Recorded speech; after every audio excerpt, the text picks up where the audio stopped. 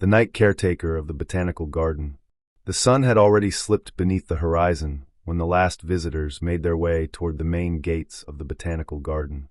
Their voices grew fainter, footsteps softening on the gravel paths until they dissolved entirely into the approaching evening.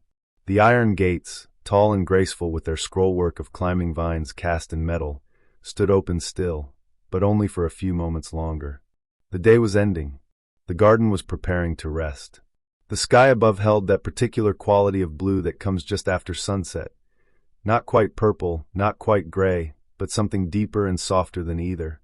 The first stars had not yet appeared, but the light was changing, becoming gentler, as if the world itself were dimming its brightness to allow for sleep.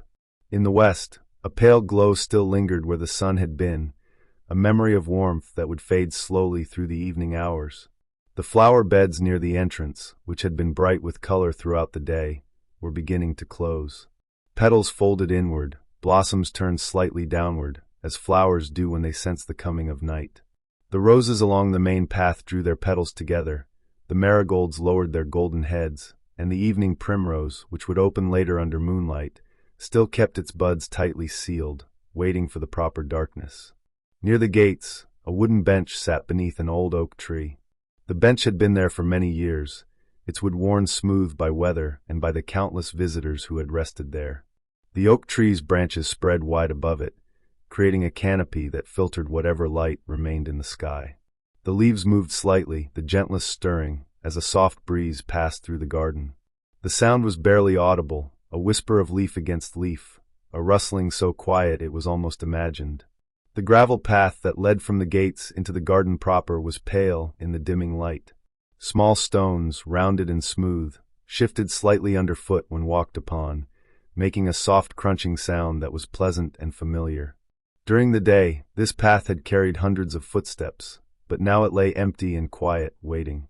On either side of the path, low hedges of boxwood stood in neat, dark green rows, their leaves glossy even in the fading light. Beyond the entrance, the garden opened into wider spaces. There were sections devoted to different plants, herb gardens with their pungent scents, rose gardens with arching trellises, sections of ornamental grasses that swayed and whispered, beds of perennials that changed with the seasons. Farther back stood the glasshouses, their panes catching the last of the light, reflecting the deep blue of the evening sky. And throughout all of it, winding in gentle curves, were the paths. Some were gravel, some were brick laid in herringbone patterns, some were simply compressed earth bordered by stones. All of them were empty now. A single lamp near the entrance gate flickered on. It was an old-fashioned lamp, designed to look like a gaslight from a century ago, though it burned with a modern bulb. Its light was warm and yellow, casting a small circle of brightness on the ground below. The lamp would stay on through the night, a gentle beacon, a point of reference in the darkness to come. And then, from a small stone building near the gates, a building that housed tools and supplies, a desk and a chair, a kettle and a cup, a door opened. The night caretaker emerged. The caretaker moved without hurry. There was no rush to these evening tasks, no urgency in the steps taken or the preparations made. This was work that had been done 1,000 times before, work that would be done 1,000 times again, work that followed the same gentle rhythm night after night. The caretaker carried a ring of keys, old brass keys that clinked softly against one another, a sound that was reassuring in its familiarity. There was also a flashlight, though it was not yet needed, and a worn leather satchel that held a notebook, a pencil, and a few other small necessities. The caretaker walked to the gates and stood there for a moment, looking out at the street beyond. The world outside the garden was settling into its own evening routines. Cars passed occasionally, their headlights sweeping briefly across the iron gates before moving on. A few people walked by on the sidewalk, heading home or heading out, their conversations muted and distant. But all of that belonged to another world. Inside the gates, inside the garden, a different kind of evening was beginning.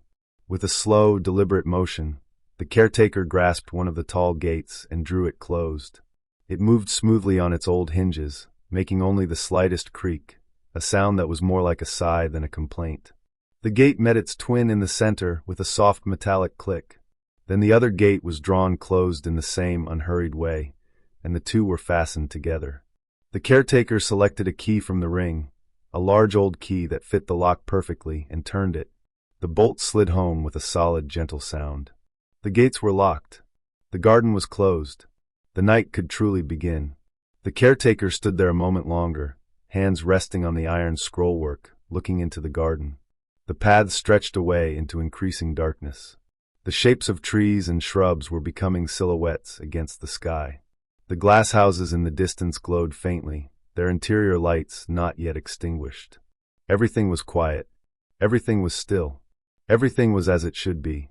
Turning from the gates, the caretaker began to walk along the main path, gravel crunching softly underfoot. The sound was rhythmic and soothing, a steady pattern of steps that matched the steady pattern of breathing. There was no destination in mind, not yet, just the beginning of the evening rounds, the start of the familiar route that would wind through every section of the garden before the night was through. The air was cool but not cold. It carried the scent of earth and leaves, of grass and flowers, of all the green growing things that filled this place. As the caretaker walked, these scents shifted and changed. Now the sharp sweetness of lavender from the herb garden, now the rich perfume of roses, now the clean smell of water from the fountain that stood at the garden's center.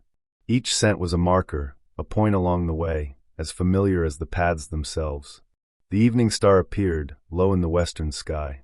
It was Venus, bright and steady, the first pinpoint of light in the deepening blue. The caretaker noticed it and felt a small, quiet satisfaction.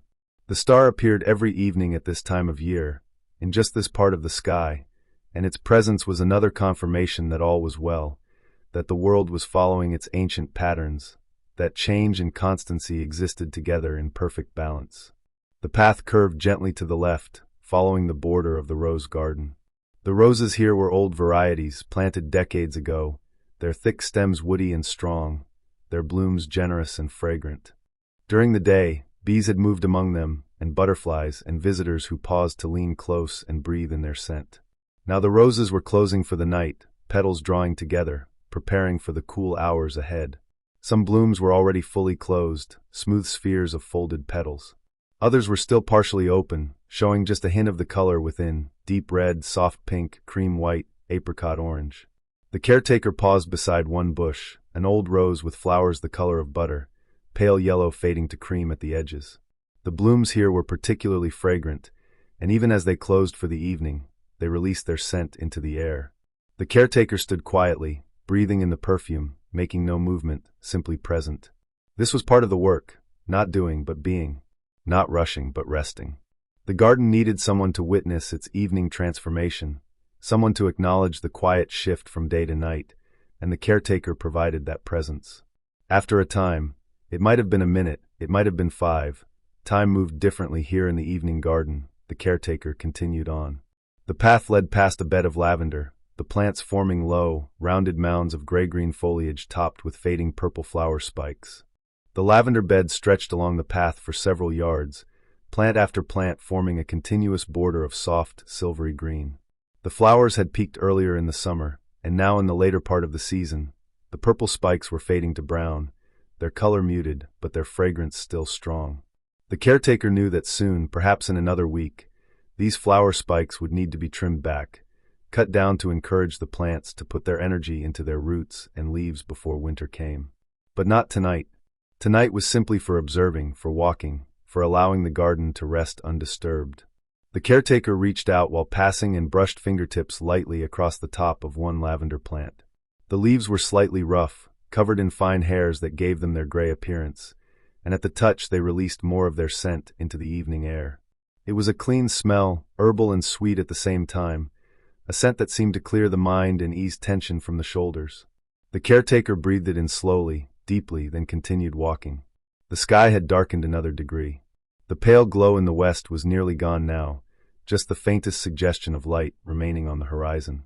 More stars were appearing, scattered across the dome of deepening blue that arched overhead. The moon had not yet risen, but it would, later in the evening. The caretaker knew its schedule as well as any other aspect of the garden. The moon would come up in another hour, nearly full, bright enough to cast shadows, bright enough to turn the garden into a place of silver and deep velvet darkness. The path led through an arbor, a tunnel of curved metal framework over which climbing roses had been trained to grow. During the day, this arbor was a favorite spot for visitors, who would pause beneath it to look up at the flowers overhead, to be surrounded by blooms on all sides. Now, in the evening dimness, the arbor was a darker space, a passage through shadow. The caretaker walked beneath it slowly, unhurried. The roses overhead were indistinct shapes now, their colors lost to the darkness, but their presence could still be felt. The slight rustling of leaves, the sweet perfume that hung in the still air beneath the arbor's roof, the sense of being enclosed, sheltered, held gently within the garden's embrace. Emerging from the other side of the arbor, the caretaker came to a wider section of the garden where beds of perennials spread out on both sides of the path. These were the late summer flowers, tall sedum with their flat heads of pink blooms, ornamental grasses that had sent up feathery plumes, black-eyed Susans with their golden petals and dark centers, purple coneflowers standing on stiff stems. Most of these flowers did not close at night the way roses did. They simply remained as they were, open to the darkness, their faces turned upward toward the stars. Among the perennials, the grasses moved gently in the breeze. There were several varieties here, feather reed grass standing tall and upright, fountain grass with its arching form and soft, fuzzy flower heads, maiden grass with its fine texture and graceful droop. When the breeze passed through them, they swayed and whispered, their leaves brushing against one another with a sound like water, like distant rain, like something just at the edge of hearing. The caretaker paused to listen. This sound was one of the signatures of the garden at night, a sound that meant peace, that meant all was well, that meant the world was soft and kind. The path here was brick, old red brick laid in a basket-weave pattern that had settled over the years into gentle unevenness. In places, small plants had seated themselves between the bricks, tiny creeping thyme, moss that stayed green even in dry weather, the occasional dandelion that the caretaker always left alone because even dandelions had their place, their purpose, their small beauty. The brick path felt different underfoot than the gravel had, more solid, quieter, each step making almost no sound at all. To the left, set back from the path, stood a bench. This one was different from the bench near the gates. It was made of stone, long and low, cool to the touch, placed beside a bed of hostas whose large leaves caught what little light remained and seemed to glow softly in the dimness. The caretaker walked to this bench and sat down, settling onto the cool stone with a quiet exhalation. There was no hurry. The rounds would take as long as they took. Sitting for a moment, resting, being still, this too was part of the work. From this spot, the caretaker could see across the perennial beds to a line of trees beyond, oaks and maples, and a single weeping cherry that looked like a fountain of dark leaves cascading down. The trees were becoming solid shapes now, their individual leaves invisible, their forms simplified into graceful silhouettes. Against the darkening sky, their outlines were beautiful in their clarity, in their stillness. Not a single branch moved. The breeze that had stirred the grasses had passed, and now the air was completely calm, completely quiet. The caretaker sat and breathed. In out, slow and steady. The air was sweet with the mingled scents of 100 different plants. Somewhere in the distance, very faint, a fountain was running. The caretaker could hear the soft splash of water, a sound that was almost subliminal, more felt than heard. There would be time to visit the fountain later, to check that all was well there. For now, it was enough to sit, to rest, to let the day's concerns drain away into the earth. A small sound broke the silence, a chirp, brief and questioning. The caretaker looked up and saw, perched on the back of the bench, a robin. The bird was fluffed up slightly, preparing for the night, and it regarded the caretaker with one bright eye, its head tilted. The caretaker remained very still. The robin chirped once more softly, then settled down, tucking its head slightly, growing quiet. It would sleep here, perhaps on the bench back, or it might fly to the trees in another moment. Either way, it was undisturbed by the caretaker's presence. The garden's creatures knew the caretaker well, knew the scent and the sound and the slowness of movement, knew there was nothing to fear. After a time, the robin did fly away, a sudden flutter of wings, and then a small shape disappearing into the darkening trees. The caretaker watched it go, then stood, slowly, and continued along the path. The brick gave way to gravel again, and the sound of footsteps returned, soft, rhythmic, steady. The caretaker walked past beds of daylilies, their blooms closed now, their long strap-like leaves arching gracefully. Past a patch of yarrow with its flat white flowers that glowed faintly in the dusk. Past a grouping of bee-balm, its shaggy red blooms dark now, nearly invisible. The path curved around a small pond. This was not a large water feature, just a depression in the ground that had been lined and filled, perhaps 6 feet across, with water plants growing in pots submerged around its edges. Water lilies floated on the surface, their round leaves like green plates, their white flowers closed tightly for the night, pointed buds that would open again with tomorrow's sun. The water was very still, reflecting what little light remained in the sky. The caretaker knelt at the pond's edge and reached out to touch the water with fingertips. It was cool, smooth, and at the touch it rippled outward in perfect concentric circles that spread across the surface, disturbing the reflection, then gradually settling until all was still again. Beneath the surface, movement, a flash of orange, a glint of white. The koi that lived in this pond were active in the evening, rising toward the surface in hope of food, though the caretaker had fed them earlier, before the gates had closed. They swam lazy circles, their movements graceful and unhurried, their bodies substantial shadows in the water. The caretaker watched them for a moment, saw them rise and sink, their fins moving slowly, then stood and moved on. The light was nearly gone now. The sky in the east was a deep, dark blue, almost black. The stars were becoming more numerous, scattered across the heavens in their familiar patterns. The caretaker recognized some of them. The summer triangle overhead, bright Vega and Altair and Deneb marking its 3 points, the Little Dipper hanging low in the north, the bright arc of the Milky Way beginning to show itself as the sky darkened fully. These stars had looked down on this garden for all the years of its existence, had watched it grow from bare earth to this mature and peaceful place, had seen countless caretakers walk these paths through countless nights. The flashlight would be needed soon, but not quite yet. There was still enough light to see the path, to make out the shapes of plants and trees, to walk safely without artificial help. The caretaker preferred to let the darkness come naturally, to let the eyes adjust, to move through the garden by starlight and memory as much as by sight. The flashlight would be used sparingly, and only when necessary, so as not to disturb the night's gentle darkness.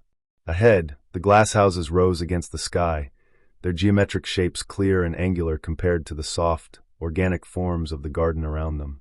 Lights still glowed inside them, warm yellow lights that made the glass panes gleam.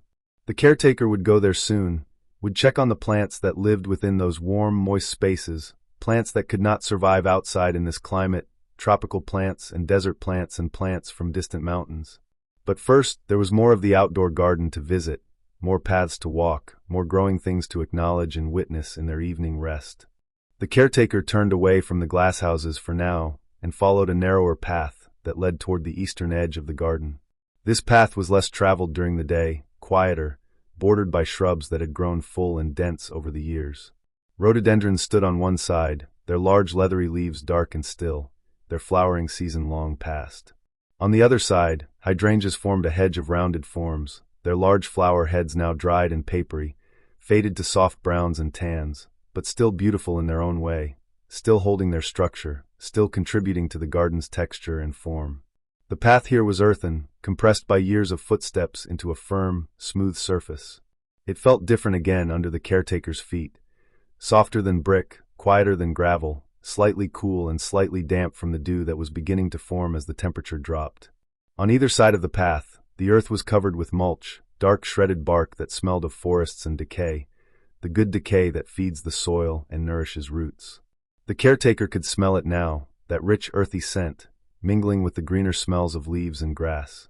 As the path wound deeper into this quieter section of the garden, the sounds from the street outside faded completely away.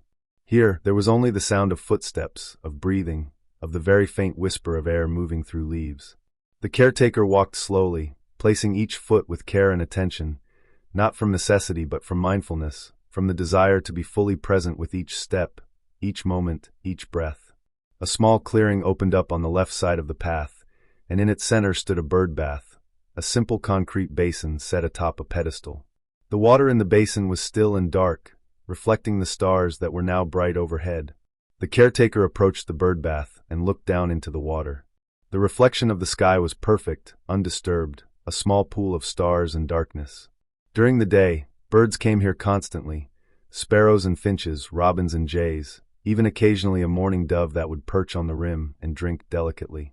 Now it was empty and quiet, waiting for morning. The caretaker reached into the satchel and brought out a small bottle of water, then poured a bit into the basin. The fresh water disturbed the reflection, sending ripples across the surface, but it would settle again soon, and in the meantime the basin was refreshed, ready for tomorrow's visitors. This was a small task, a simple task, but it was one of many small tasks that kept the garden healthy and welcoming. Each task mattered. Each task was done with care. Continuing on, the path began to climb slightly. This part of the garden had been built on a gentle slope, and the paths here rose and fell in easy grades, never steep, never difficult, just enough variation to make the walking interesting, to change the perspective, to offer new views. As the caretaker climbed, the view back across the garden opened up. From this slightly elevated position, it was possible to see over the tops of shrubs to the paths beyond, to see the dark shapes of trees against the sky, to see the distant glow of the glasshouses, to see the whole garden spread out as a tapestry of shadows and subtle forms. The caretaker paused at the top of the rise and turned to look. There was something deeply satisfying about this view, something that never grew old no matter how many times it was seen. The garden from above, the garden as a whole, the garden as a unified space rather than a collection of individual paths and beds. From here, it was possible to understand how everything connected, how each section flowed into the next, how the design of the place worked to create a sense of journey, of discovery, of peaceful wandering. But the view was dim now, almost entirely obscured by darkness. The shapes were suggestions rather than clear images. The trees were darker patches against a dark sky. The paths were faint pale lines that curved and disappeared. It didn't matter. The caretaker knew every inch of this garden, could walk it blind if necessary, knew where each path led and where each plant grew. The darkness was not an obstacle. It was simply another state of being, another way of experiencing this familiar place. At the top of the rise stood a group of evergreens, pines and spruces, their needles giving off a resinous scent that was sharp and clean.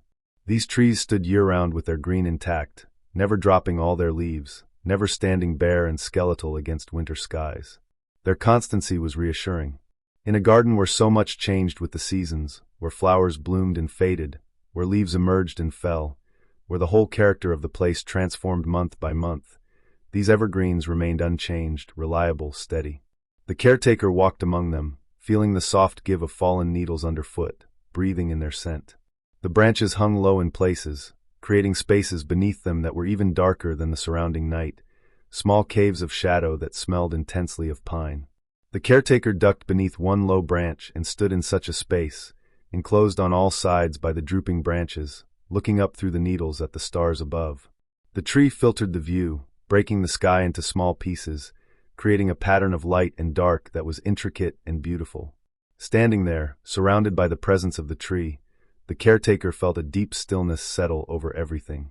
This was one of the gifts of the garden, these moments of complete peace, complete quiet, when the mind became silent and there was only the sensation of being, of existing in this place, in this moment, connected to the earth and the trees and the vast sky above. There was nowhere else to be, nothing else to do. There was only this. After a time, the caretaker emerged from beneath the branches and continued along the path. It descended now on the other side of the rise, winding down through a section planted with ferns. These were shade lovers, plants that thrived beneath the canopy of larger trees, and they grew thick and lush here, their fronds creating layers of delicate texture. The ferns were different from the other plants in the garden. They bore no flowers, produced no seeds in the conventional sense, reproduced through spores and underground rhizomes in their ancient way. They had existed on Earth for hundreds of millions of years, far longer than flowering plants, and there was something primordial about them, something that spoke of deep time, of continuity, of life persisting through unimaginable ages. The caretaker moved slowly through the ferns, watching how their fronds caught what little light remained, how they created patterns of light and shadow, even in the darkness. Some fronds reached out over the path, and the caretaker brushed past them gently, feeling their softness, their cool, slightly damp surfaces. The ferns would remain green well into autumn, not dying back until hard frost came, and even then their brown fronds would remain standing, creating structure and interest through the winter months. The path leveled out and emerged from the ferns into a more open area where a lawn spread out, smooth and even. This was one of the few flat, open spaces in the garden, a place where during the day visitors would sometimes sit on the grass, where children would run, where people would spread blankets and have quiet picnics. Now it was empty and still, the grass cool and beginning to dampen with dew. The caretaker walked to the center of the lawn and stopped, then looked up. Here, away from the trees, away from any structures, the sky was fully visible. It arched overhead in an immense dome, scattered with stars deep and infinite. The Milky Way was clearly visible now, a river of light flowing across the heavens, countless stars too distant to see individually, but together creating a luminous band. The caretaker stood and looked up, head tilted back, simply watching. There was something about the night sky that put everything in perspective, that reminded the viewer of their place in the vast universe, that made daily concerns seem small and temporary. The stars had been there long before this garden existed. They would be there long after. And yet, the garden existed now, the caretaker existed now, and this moment of standing beneath the stars was real and precious and enough. A sound broke the silence, distant at first, then growing closer. It was the call of a night bird, an owl perhaps, or a nightjar. The sound came again, floating across the garden, haunting and beautiful. The caretaker listened, trying to locate the bird by sound, but it was difficult. The call seemed to come from everywhere and nowhere, echoing off the trees, bouncing through the space. Then it stopped, and the silence returned, deeper somehow than before. The caretaker crossed the lawn to its far edge, where the grass met another path, this one made of flat stepping stones set into the ground. The stones were large and irregular, placed with spaces between them so that grass grew in the gaps. During the day, this created a pleasing visual pattern. At night, it created a rhythm of walking, step on stone, step on grass, step on stone, step on grass.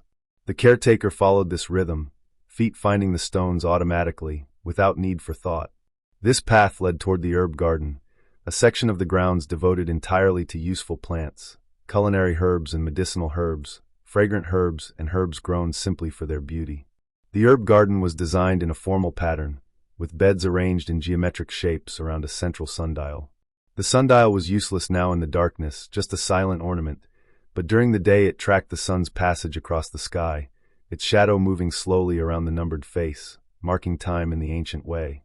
The caretaker entered the herb garden and immediately was enveloped in scent. Even in the cool of evening, even with the plants settling into their nightly rest, the air here was thick with fragrance.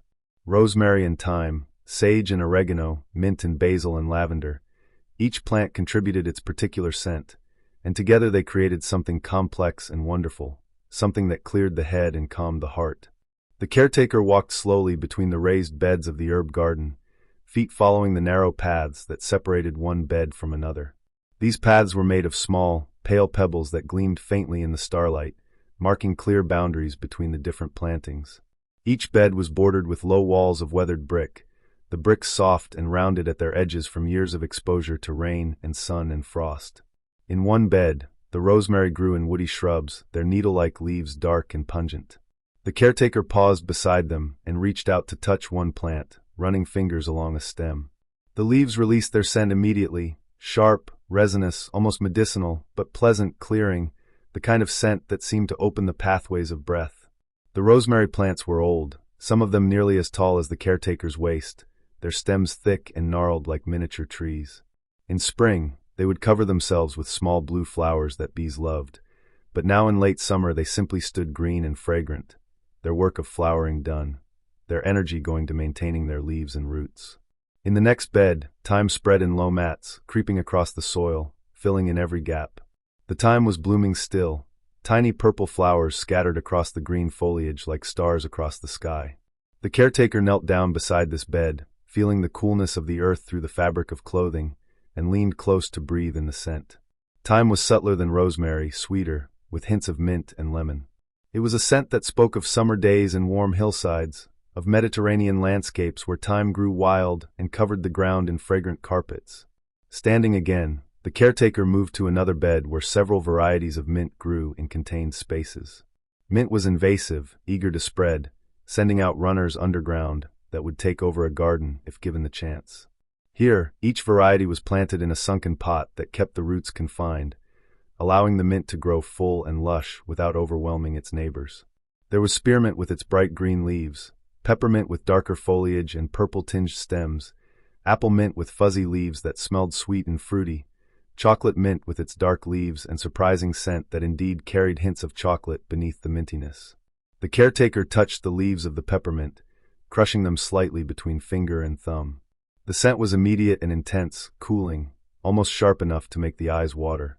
It was a scent that demanded attention, that cut through any mental fog, that brought instant clarity. The caretaker breathed it in, then let the crushed leaves fall back among their companions, where they would dry and release their scent more slowly into the evening air. At the center of the herb garden, the sundial stood on its pedestal of stone. The caretaker walked to it and stood looking down at its face. The markings were still visible even in the darkness, Roman numerals marking the hours, the gnomon casting no shadow now, useless without sun, waiting patiently for dawn. The stone of the sundial was cool to the touch, slightly rough, worn smooth in places by weather and by the countless hands that had touched it over the years.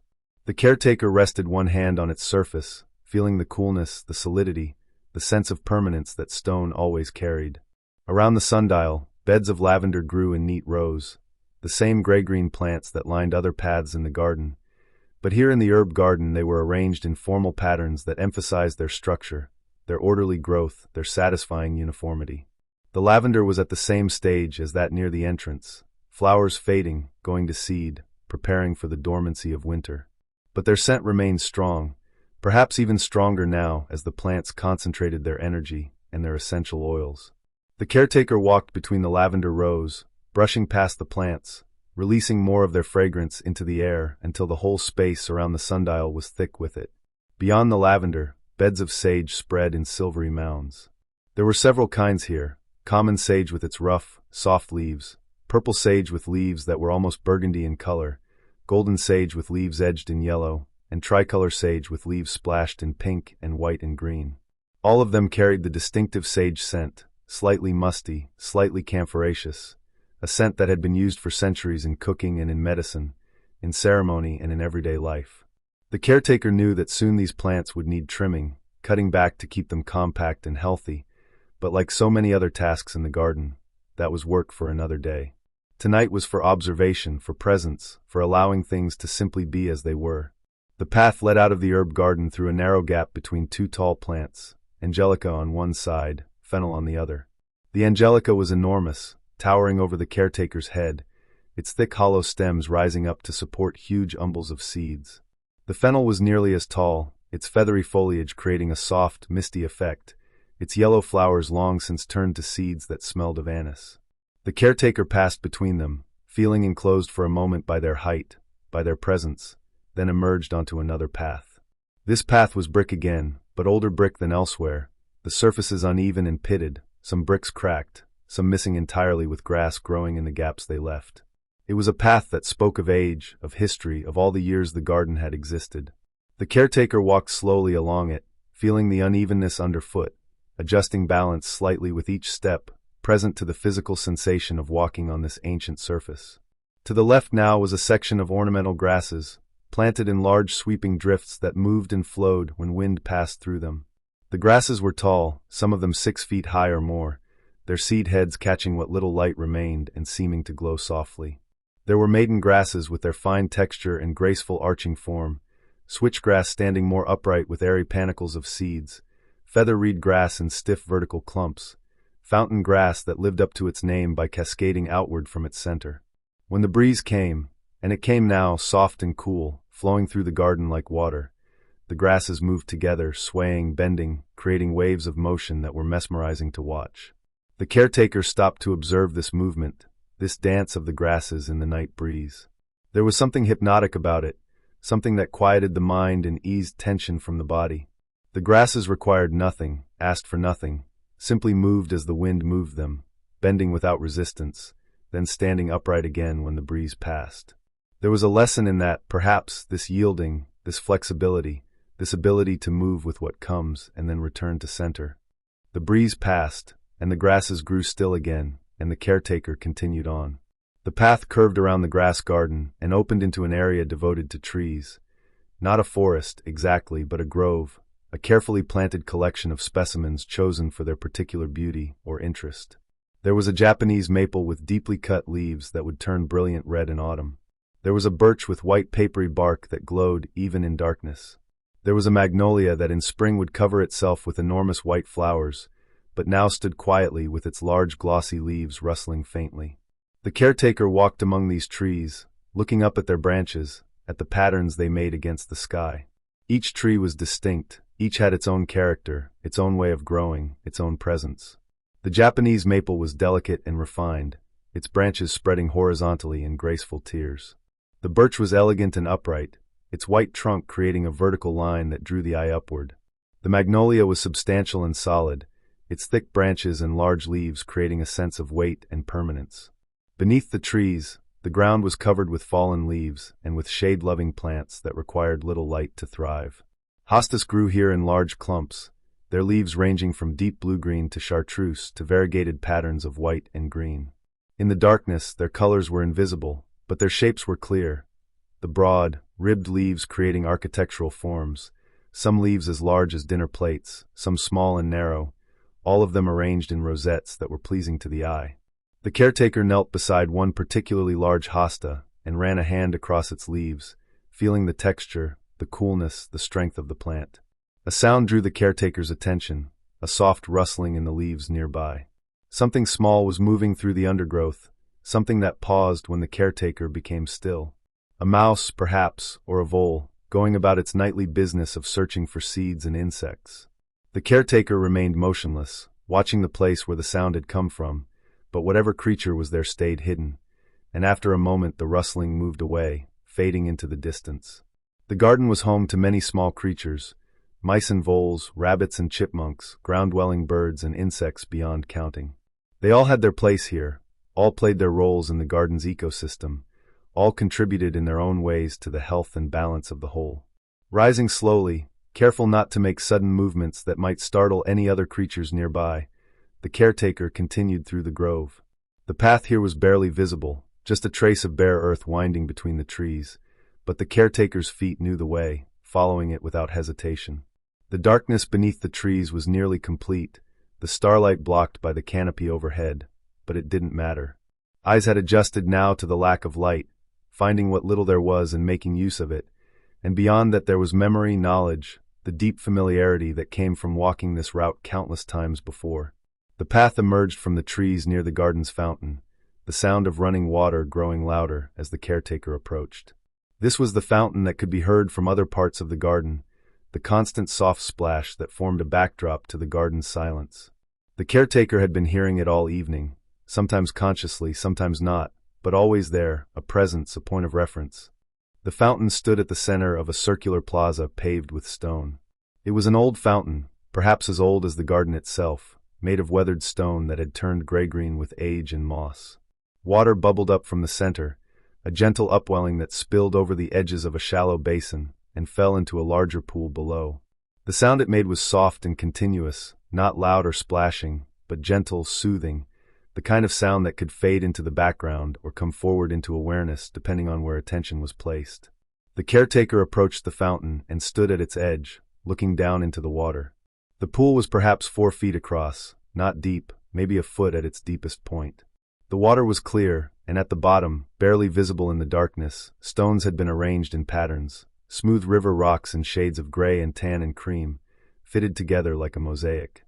During the day, the water magnified these stones, made their colors brilliant, but now they were dim suggestions of pattern, shapes more than colors. The water itself was dark, reflecting the sky above, the stars scattered across its surface like seeds scattered across earth. The caretaker watched the reflection, watched how the movement of the water caused the reflected stars to shimmer and dance, never still, always changing. The bubbling at the center created ripples that moved outward in expanding circles, disturbing the reflection, but the reflection always reformed, the stars always returned, patient and constant. The caretaker reached into the pool and let fingers trail through the water. It was cool but not cold, refreshing, clean. The water came from the garden's own well, drawn up from deep underground where it had rested in darkness for who knew how long before being brought up to spill from this fountain, to create this sound, to reflect these stars. The water moved around the caretaker's hand, flowing past, continuing on its cycle, from fountain to pool, from pool to pipes that returned it to be pumped up again, over and over, endlessly circulating.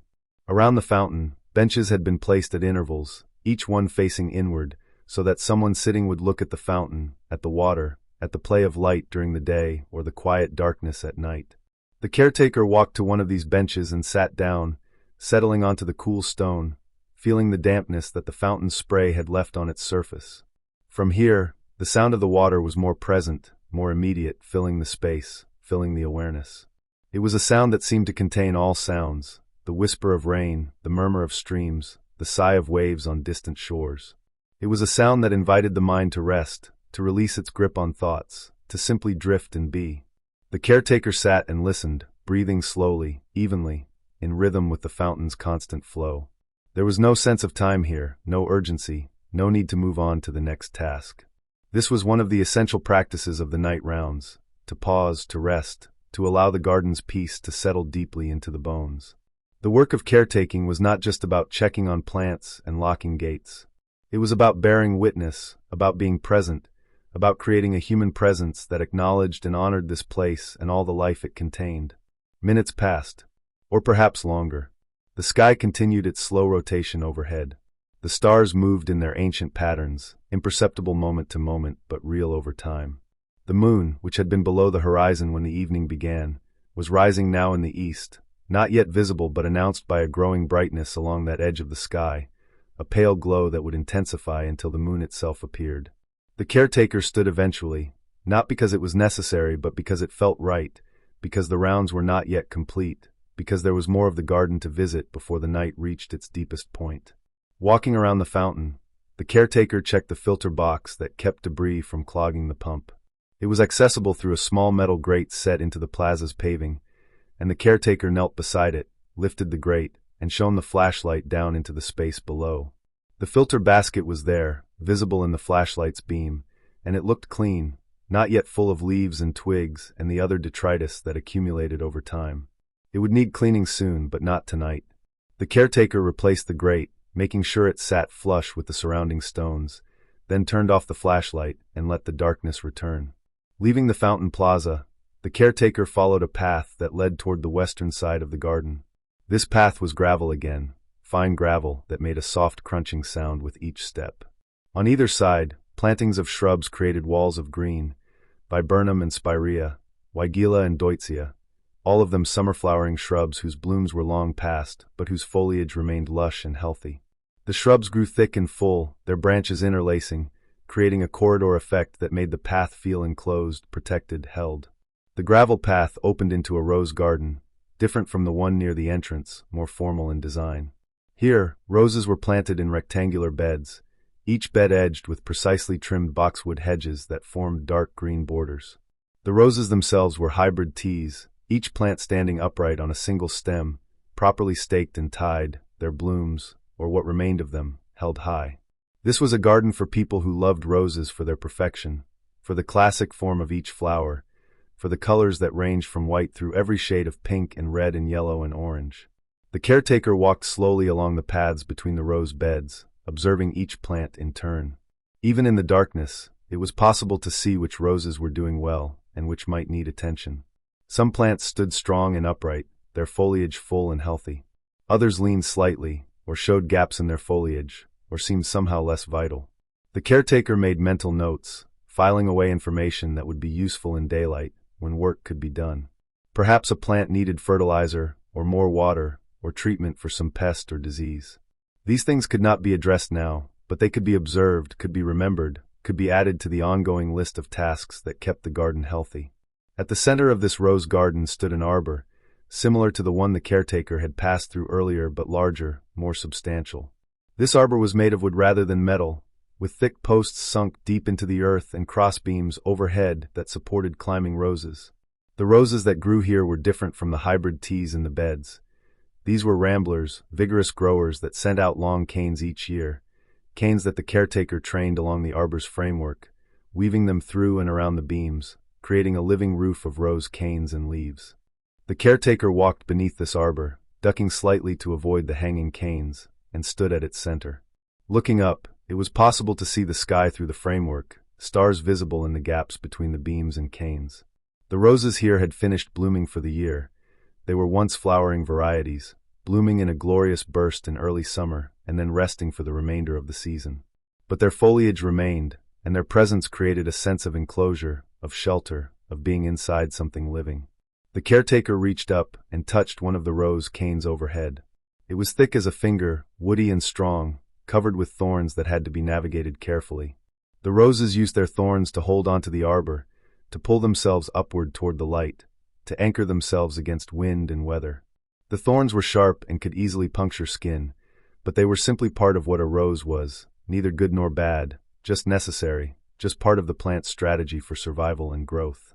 Standing there, hand resting on the rose cane, the caretaker became aware of the moonlight. It had arrived while attention was elsewhere, the moon finally clearing the horizon and beginning its climb into the eastern sky. The light it cast was gentle but definite, bright enough to create shadows, to illuminate the paths and beds, to transform the garden once again. What had been a place of darkness and starlight was now becoming a place of silver and shadow, each plant and tree and structure outlined in moon glow, each surface touched by that cool, pale radiance. The caretaker left the arbor and walked to where the moonlight was unobstructed by trees or structures, and looked up at the moon itself.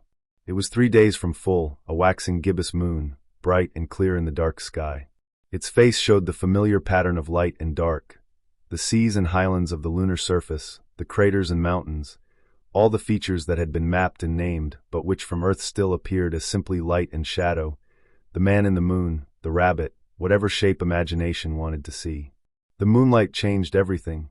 Colors that had been invisible in the darkness began to show themselves again, not in their full daylight brilliance, but muted, softened, transformed into shades of silver and gray and deep blue-green. The paths became clearer, easier to follow. The shapes of plants became more defined.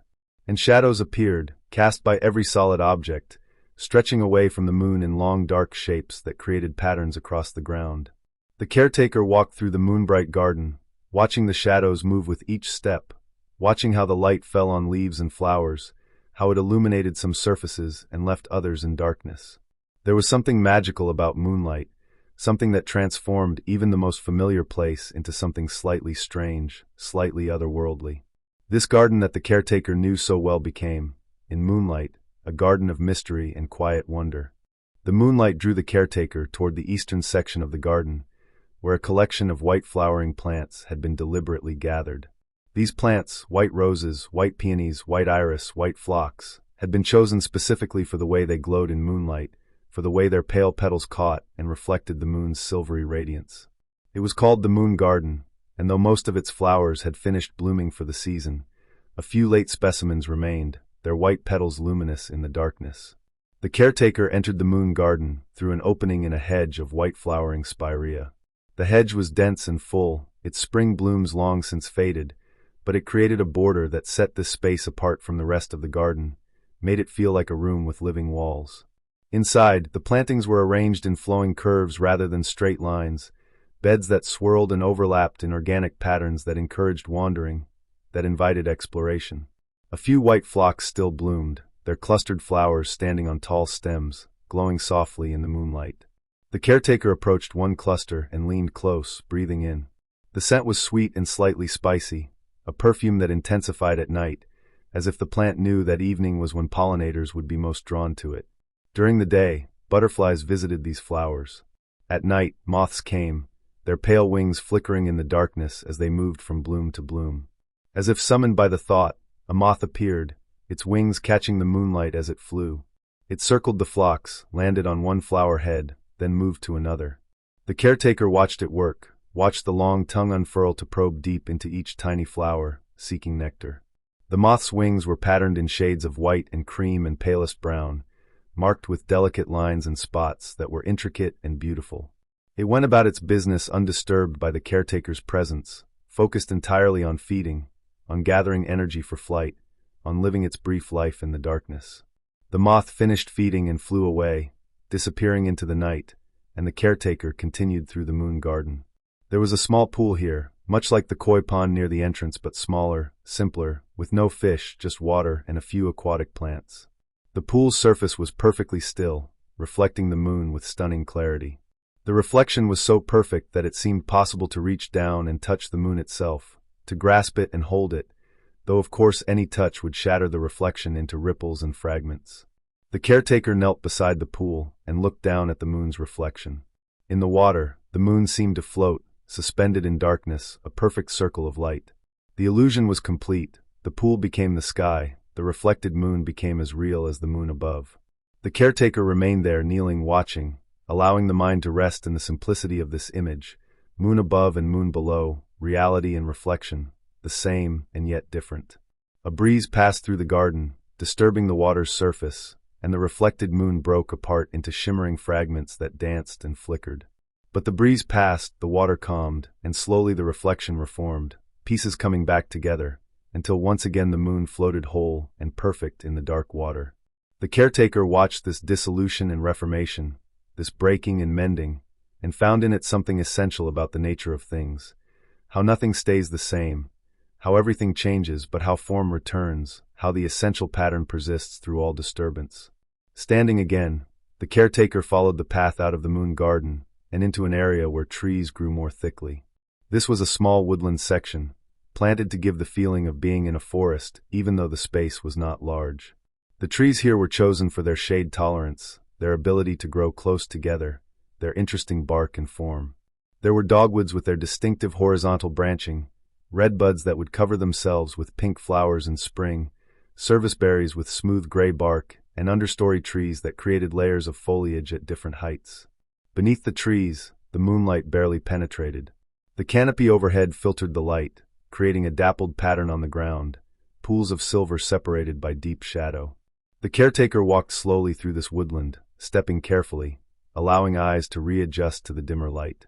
The path here was soft with fallen leaves, years of leaf fall creating a thick layer of natural mulch that compressed underfoot with a gentle rustling sound. The air in the woodland felt different, cooler, damper still. The trees blocked the breeze, creating a microclimate that held moisture, that sheltered whatever grew beneath. Ferns grew thick here, their fronds arching gracefully, creating layers of green even in the low light. Wildflowers that had bloomed earlier in the season had gone to seed, their dried stalks standing like small sculptures among the ferns. And moss grew on the tree trunks, soft and thick, particularly on the north sides where the sun never reached directly. The caretaker paused beside one moss-covered tree and placed a palm against its trunk, feeling the moss's softness, its coolness, its yielding texture. Moss was ancient, one of the first plants to colonize land, existing for more than 400 million years. It required no roots in soil, drawing water and nutrients directly from rain and air, growing on rock and bark and any surface where conditions were right. The moss here was vibrant and healthy, creating a green skin over the gray bark, softening the tree's appearance, making it seem somehow more alive, more present. Above, in the canopy, the caretaker heard movement, a rustling of leaves, a soft scratching sound. Something was up there, moving through the branches. Likely a squirrel in its nest, or perhaps a raccoon, both creatures active at night, both at home in trees. The caretaker looked up but could see nothing in the darkness above, just the suggestion of branches against the slightly lighter sky. The sound continued for a moment, then stopped. Whatever creature was there had either settled down or moved away, and the woodland returned to its quiet state.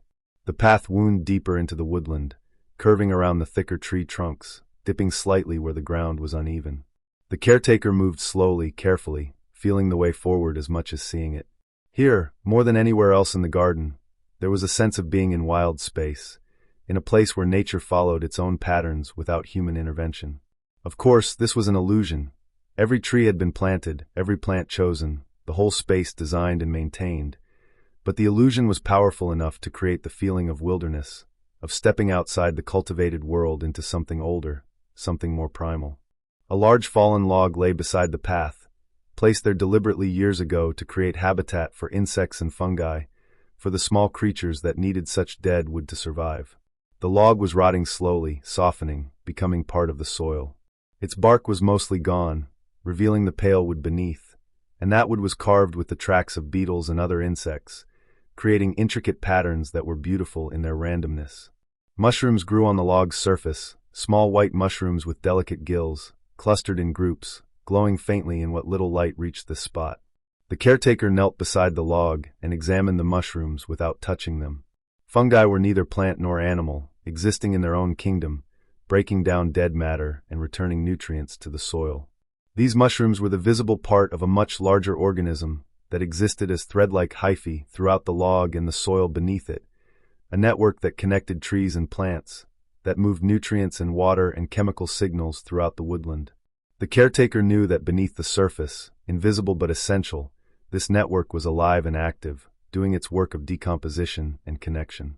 Rising once more, the caretaker continued through the woodland until the path began to climb slightly, and the trees began to thin.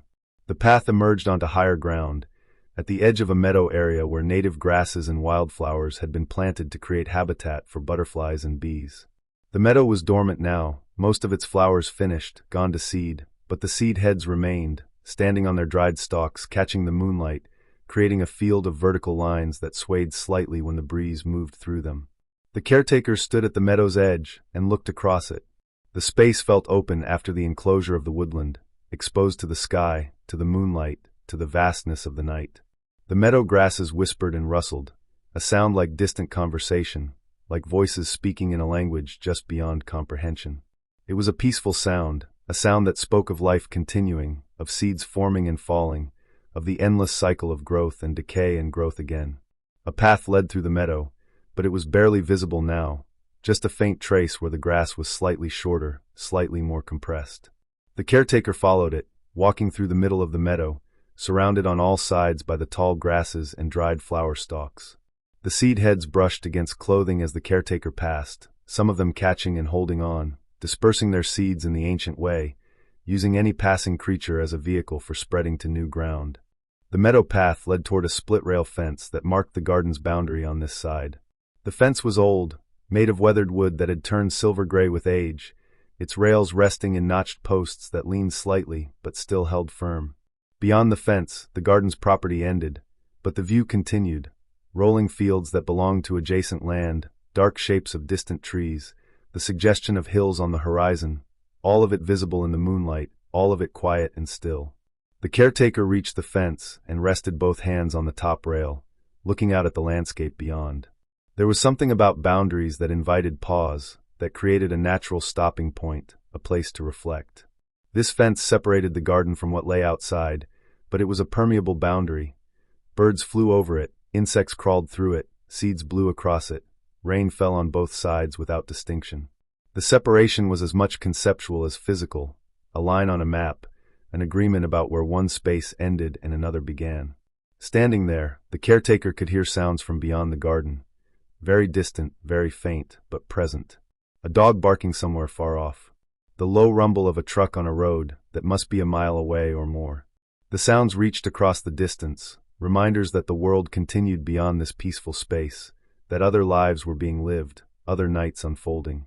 But here, at the fence line, those sounds seemed to belong to another realm, as distant and irrelevant as the concerns of another country. The caretaker turned and looked back across the meadow toward the garden's interior.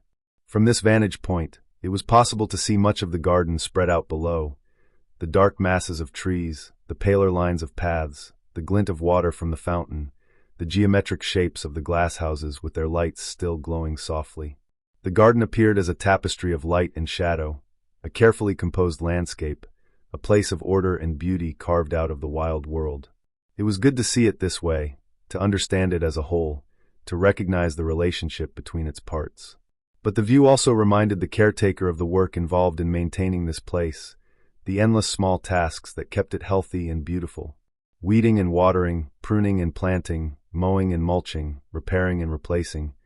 The list was never complete, never finished, because a garden was not a static thing. It was alive, growing, changing every day, requiring constant attention and care. And yet, that was part of the satisfaction, part of the meaning of the work. A garden was never finished. There was always more to do, always another season coming, always new growth and new challenges.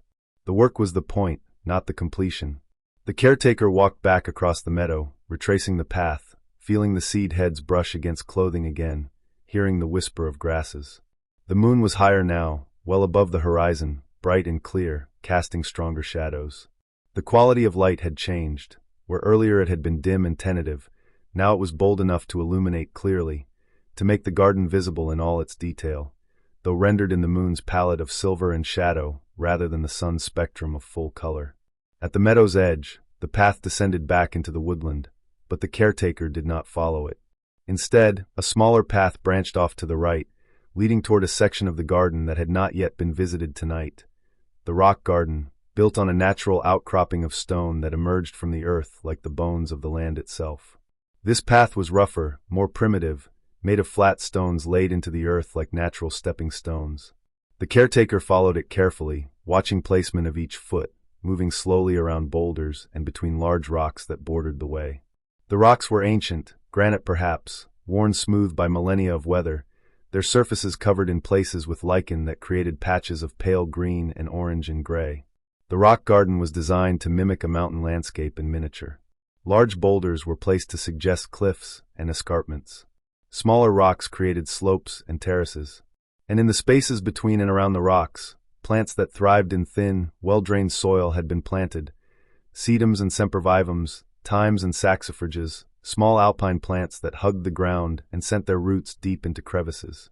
The caretaker moved through this landscape slowly, stepping carefully on the stone path, pausing frequently to observe. The rock garden looked particularly beautiful in moonlight. The stones themselves seemed to glow, their surfaces catching and reflecting the moon's light. The plants, most of them low-growing rosettes or mats of foliage, created patterns of texture across the stone surfaces. And shadows pooled in every depression, behind every boulder, creating a sense of depth and dimension that was striking. At the highest point of the rock garden, a large flat boulder provided a natural seat. The caretaker climbed to this boulder and sat down on its surface, which retained a hint of the day's warmth despite the cooling night air. From here, the view extended in all directions, back across the meadow to the fence line, down into the garden proper with its trees and paths, up toward the sky with its moon and stars. The caretaker sat and rested, letting the weight of the body settle into the stone, feeling the solidity of the rock beneath, its permanence, its patience. This stone had been here for millions of years, would be here for millions more. It had existed long before the garden, long before humans, would exist long after both were gone. It had seen ice sheets advance and retreat, had felt the wearing of wind and rain, had witnessed the slow dance of continents. And now it served as a seat, a resting place, a platform for observing the night sky. Sitting there, the caretaker became aware of the profound silence that had settled over the garden. The breeze had died away completely. The fountain's sound was too distant to hear from this elevation. No birds called. No insects chirped. There was only silence, deep and complete, the kind of silence that is rare in the modern world, the kind of silence that allows the smallest sounds to become audible. The beating of one's own heart, the movement of breath in and out, the soft rustle of clothing with each slight shift of position. In this silence, the caretaker's mind grew quiet as well. Thoughts that had been moving in their usual patterns began to slow, to space out, to drift away like clouds dispersing. There was nothing that needed thinking about, nothing that required planning or worry. There was only this moment, this rock, this night, this garden resting peacefully under the moon. The caretaker sat in this silence for a long time, not counting minutes, not tracking the passage of time, simply being present, simply existing in harmony with the silent world. Eventually movement returned. The caretaker stood slowly from the boulder, feeling muscles that had grown still during the sitting, feeling the coolness of the night air against skin. The rock garden needed to be descended. The path followed back down to lower elevations. The rounds continued. There was still much of the garden to visit, still the glasshouses to check, still the final circuit to complete before the night's work was done. The descent from the rock garden was careful and deliberate, feet placed with attention on each stone step, hands occasionally reaching out to steady against a boulder. The rocks were cool to the touch, slightly damp with dew that was forming more heavily now as the night deepened. The dew made surfaces slippery in places, required extra care, but the caretaker moved confidently, knowing this path, understanding its challenges. At the base of the rock garden, the path rejoined one of the main gravel walks, and the caretaker turned toward the garden's center, toward the area where the glasshouses stood. These structures had been visible all evening, their lights glowing warmly, calling attention to themselves. Now it was time to visit them, to step inside their warm, moist environments, to check on the tropical and desert plants that lived within their protection. The path led past a bed of late-blooming perennials, asters and goldenrod, sedum and chrysanthemums, their flowers still showing color even in the moonlight. The asters were particularly visible, their purple and pink blooms catching the light, standing on stems that swayed slightly though no breeze seemed to be moving. Perhaps it was the vibration of the caretaker's footsteps on the path, or perhaps just the natural movement of plants that were alive and growing, responding to forces too subtle to perceive directly. Near the glasshouses, the character of the garden changed. The plantings here were more tropical in nature, chosen to create a transition between the outdoor gardens and the indoor collections. There were cannas with their large, bold leaves, elephant ears with foliage the size of shields, ornamental bananas that would not survive the winter outside, but grew vigorously during summer months. These plants looked almost black in the moonlight, their large leaves creating dramatic silhouettes, their forms exotic and striking. The caretaker approached the first glasshouse, the one devoted to tropical plants. Its door was at the end of a short brick path, and hanging beside the door was a thermometer, visible in the light that spilled from windows nearby. The caretaker paused to read it. The outside temperature had dropped to 58 degrees, cool but not cold, typical for a late summer night. Inside the glasshouse, the temperature would be much higher, maintained at tropical levels year-round. The caretaker reached for the door handle, a simple lever worn smooth by countless hands over countless years. The handle turned easily, and the door opened inward, releasing a wave of warm, humid air that spilled out into the cool night. The contrast was immediate and striking, from the dry coolness of the garden outside to the thick, moist warmth of the tropics contained within glass walls. The caretaker stepped inside and closed the door carefully, making sure it latched securely to maintain the temperature and humidity that the plants within required. The air inside felt thick, almost tangible, pressing gently against the skin, filling the lungs with moisture. It was like stepping into another world, another climate, another season entirely. Outside was autumn moving toward winter. Inside was perpetual summer, warm and wet and lush. The glasshouse was built in the Victorian style, with a framework of iron painted white and panes of glass fitted between the framework's bars. The roof was peaked and high, rising to perhaps 20 feet at its center, allowing room for tall trees to grow. The floor was brick, laid in a herringbone pattern, with raised beds on either side creating planting areas filled with rich, dark soil. And everywhere, growing in profusion, were plants from tropical regions around the world. The caretaker walked slowly down the central aisle, looking at the plants on either side, noting their condition, observing their growth. To the left, a banana plant spread its huge leaves, each one 6 feet long or more, bright green and glossy, unblemished by wind or cold. The plant had sent up a flower spike earlier in the summer, and now small bananas were forming, hanging in clusters, green and hard but growing larger each day. The caretaker paused to examine them, noting their progress, knowing they would never ripen here. The season would end before that could happen, but pleased to see them developing nonetheless. Beyond the banana, a bird of paradise plant stood with its distinctive orange and blue flowers standing up like exotic birds perched on stems. The flowers were old, past their peak, but still beautiful in their strange geometry. The plant's leaves were large and paddle-shaped, arranged in a fan pattern, creating a sculptural presence. The caretaker reached out and touched one leaf, feeling its smooth, waxy surface, its strength, the way it was both flexible and firm. Farther along, ferns grew in dense clusters, tree ferns with their thick trunks and spreading crowns, maidenhair ferns with their delicate, lacy fronds, staghorn ferns mounted on boards and hanging on the walls. The ferns required constant moisture, and a misting system ran automatically several times each day, but the caretaker also checked them manually, reaching out to touch the soil around their roots, feeling its dampness, making sure it was wet enough but not waterlogged. On the right side of the aisle, orchids grew on specially constructed benches that held them at waist height for easy viewing. There were dozens of orchids here, representing many different genera and species. Phalaenopsis with their moth-like flowers, Cattleyas with their large, showy blooms, Dendrobiums with flowers arranged along cane-like stems, Oncidiums with sprays of small yellow flowers that danced in even the slightest movement of air. Several were blooming now, their flowers perfect and exotic, their colors ranging from pure white to deep purple to spotted and striped patterns of multiple hues. The caretaker moved along the bench, examining each orchid, checking the moss or bark in which they grew, making sure it was properly moist, making sure the plants showed no signs of stress or disease.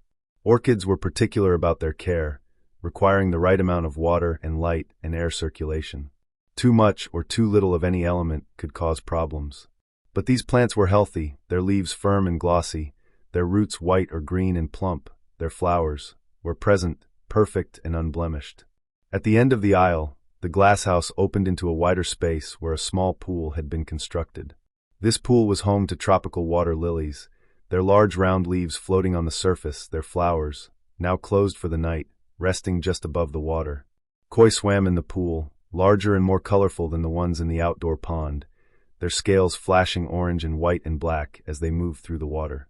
The caretaker knelt beside the pool and watched the fish swim their lazy circles, their movements hypnotic and calming. The sound in the glasshouse was different from outside, a constant soft dripping as condensation formed on the glass ceiling and fell, a gentle gurgling from the pool's filter system, the whisper of air moving through vents designed to prevent the air from becoming too still.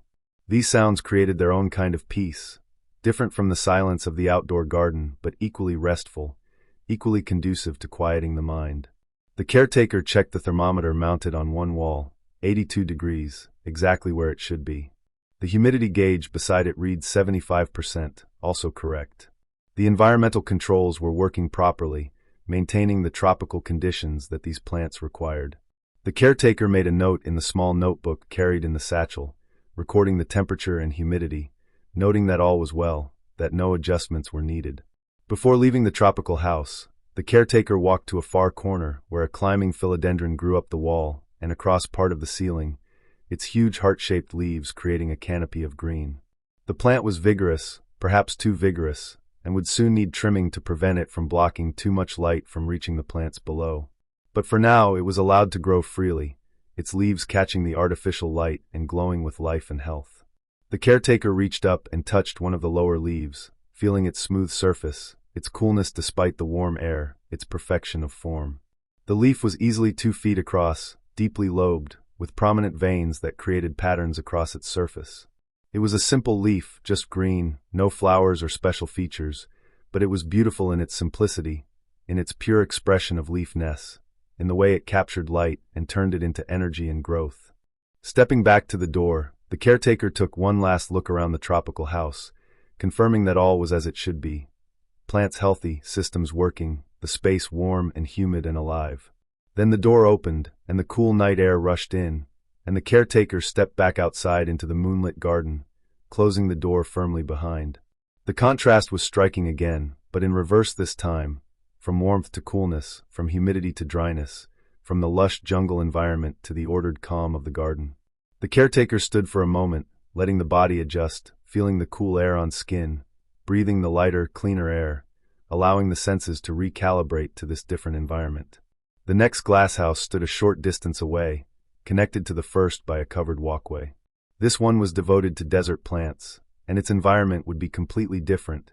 Warm but dry, with ventilation that prevented moisture from accumulating, with soil that drained quickly and held little water. The caretaker walked along the covered path, footsteps echoing slightly on the wooden decking, and approached the door of the desert house. Opening this door released no wave of humid air, just warmth, dry and gentle, with a faint dusty smell that was pleasant and earthy. The caretaker entered and closed the door, and immediately the environment changed again, from cool and damp to warm and arid, from the garden's moderate climate to the climate of deserts and dry lands. The desert house was laid out differently from the tropical house. Instead of raised beds, the floor was covered with sand and gravel, with rocks arranged to create natural-looking outcroppings and slopes. The plants here grew directly in this gravelly substrate, their roots reaching down to find moisture and nutrients in the specially prepared soil beneath. And the plants themselves were dramatically different from those in the tropical house. These were adapted to drought, to intense sun, to extreme conditions. Cacti dominated the collection, ranging from small globular specimens no bigger than a fist to tall columnar forms that reached toward the glass ceiling. There were barrel cacti, round and ribbed, covered with fierce spines. There were prickly pears with their flat, paddle-shaped pads and, earlier in the season, their bright flowers and edible fruits. There were tall saguaros that looked like they belonged in an Arizona landscape, their arms reaching upward in the gesture that made them iconic symbols of the desert. The caretaker walked carefully through the desert house, mindful of the spines, avoiding any contact with the plants. Despite their fierce armament, the cacti were fragile in some ways, their skin easily damaged, their slow growth meaning that any injury took years to heal or replace. The caretaker looked at each plant with respect, appreciating its form, its adaptation, its ability to thrive in conditions that would kill most other plants. Among the cacti, other desert plants grew, agaves with their rosettes of thick, pointed leaves, aloes with their fleshy foliage and spikes of tubular flowers, euphorbias that looked like cacti, but were actually from a different family entirely. Each plant was a study in survival strategy, in finding ways to store water, to reduce water loss, to protect precious resources from being eaten or stolen. Their forms were sculptural, geometric, almost architectural in their precision and clarity. The caretaker paused beside a particularly striking specimen, an ancient-looking barrel cactus, perhaps 3 feet in diameter, its surface covered with golden spines that caught the light and seemed to glow. The plant was perfectly symmetrical, its ribs arranged in mathematical precision, spiraling from its crown to its base in patterns that followed the Fibonacci sequence, that same pattern found throughout nature in seashells and sunflower seed heads, and the arrangement of leaves on stems. The caretaker stood looking at this plant for a long moment, appreciating its geometry, its beauty, its patient, slow growth. Near the back of the desert house, a collection of smaller succulents grew in individual pots arranged on tiered benches. These were lit hops and living stones, tiny plants that mimicked rocks and pebbles in their appearance, camouflaging themselves from predators in their native habitats. The caretaker leaned close to examine them, marveling at how convincing the disguise was. These truly looked like small stones, their surfaces the same colors and textures as the gravel they grew in, until one looked closely and saw the faint line that marked where 2 leaves joined, or caught the subtle translucence that allowed light to penetrate to photosynthetic tissues below the surface. The temperature here was monitored just as carefully as in the tropical house, but the requirements were different. The desert house was kept warm during the day, but was allowed to cool significantly at night, mimicking the temperature swings of actual desert environments. The caretaker checked the thermometer, 68 degrees now, still comfortable, but it would drop further before dawn, perhaps to 55 or even 50 degrees, giving the plants the cool period they needed to thrive. The watering system here was entirely different as well. Where the tropical house had constant misting and regular watering, the desert house was watered sparingly, deeply but infrequently, allowing the soil to dry completely between waterings. Some of the plants here had not been watered in weeks, and would not be watered for weeks more. They did not need it. They had evolved to survive long droughts, to make a little water last for months, and overwatering was far more dangerous to them than underwatering. The caretaker walked to a small utility area at the back of the glasshouse where a sink and a few tools were kept. A watering can sat ready, but it would not be needed tonight. The plants were on their rest period, dormant or semi-dormant, requiring even less water than usual. They would wake again in spring, send out new growth, flower in their season, but for now they rested, conserving energy, waiting patiently for the cycle to turn. Before leaving the desert house, the caretaker checked the ventilation system, making sure the fans were running properly, making sure air was circulating to prevent any buildup of moisture that could lead to fungal problems. The fans hummed softly, barely audible, moving air in gentle currents that kept the atmosphere healthy. Everything was functioning as it should. The desert plants were comfortable in their artificial habitat, as close to their natural homes as could be created here in this climate so different from their own. The caretaker opened the door and stepped back outside, back into the cool night air, back into the moonlit garden. 2 glasshouses visited, 1 more to go. The temperate house, where plants from Mediterranean climates and from other regions with mild winters were kept. This house was the least climate-controlled of the 3, kept just warm enough to prevent freezing, allowing the plants within to experience something close to their natural dormancy periods while protecting them from the hard freezes that would kill them. The walk to the temperate house led past a large bed of ornamental grasses that rustled softly as the caretaker passed. The moon was high overhead now, directly above, creating the shortest shadows, illuminating the garden with its brightest light. The night had reached its peak, its deepest point. From here forward, the moon would begin its slow descent toward the western horizon. The night would begin its gradual transition toward dawn, though that transition was still hours away. The temperate house had larger doors than the others, wide enough to allow plants in large containers to be moved in and out easily. One of these doors stood before the caretaker now, its surface painted a soft green that looked gray in the moonlight. The caretaker opened it and entered, and the air inside was noticeably warmer than outside, but not dramatically so. Perhaps 60 degrees, enough to take the chill off but still cool enough to feel refreshing rather than stifling.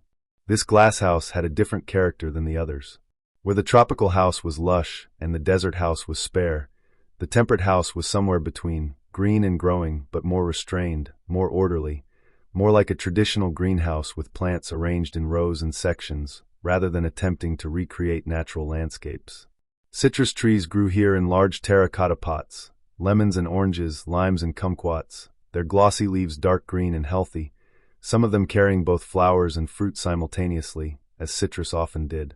The caretaker walked among these trees, breathing in the faint scent of citrus that perfumed the air, checking each tree for signs of pests or problems.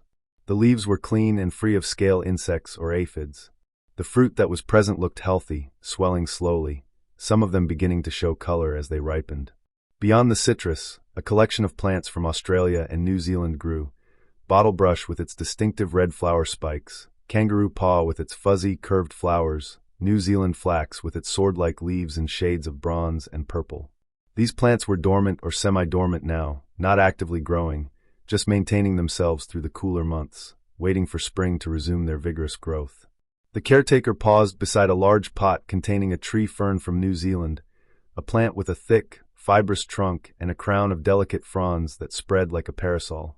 This fern was hardy enough to survive outdoors in mild winters, but here it was protected, kept safe from any possibility of damage, pampered in a way it would never be in the wild. The trunk was moist, as it should be. Tree ferns absorbed water through their trunks as well as their roots, and keeping the trunk damp was essential to their health. At the far end of the temperate house, a section was devoted to tender perennials, salvias and penstemons, geraniums and fuchsias, plants that could survive outdoors in summer but needed protection in winter.